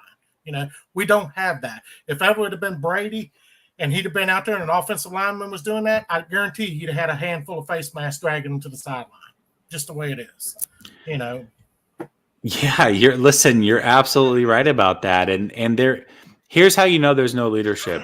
When Jimmy is asked the question, he goes, well, we got a lot of us are leaders. I like to think of myself as one. No, that's it right there. I already know there's no leaders at least not on the offense. As soon as you say that, there's no leaders. Wouldn't Peyton Manning have a handful of face masks?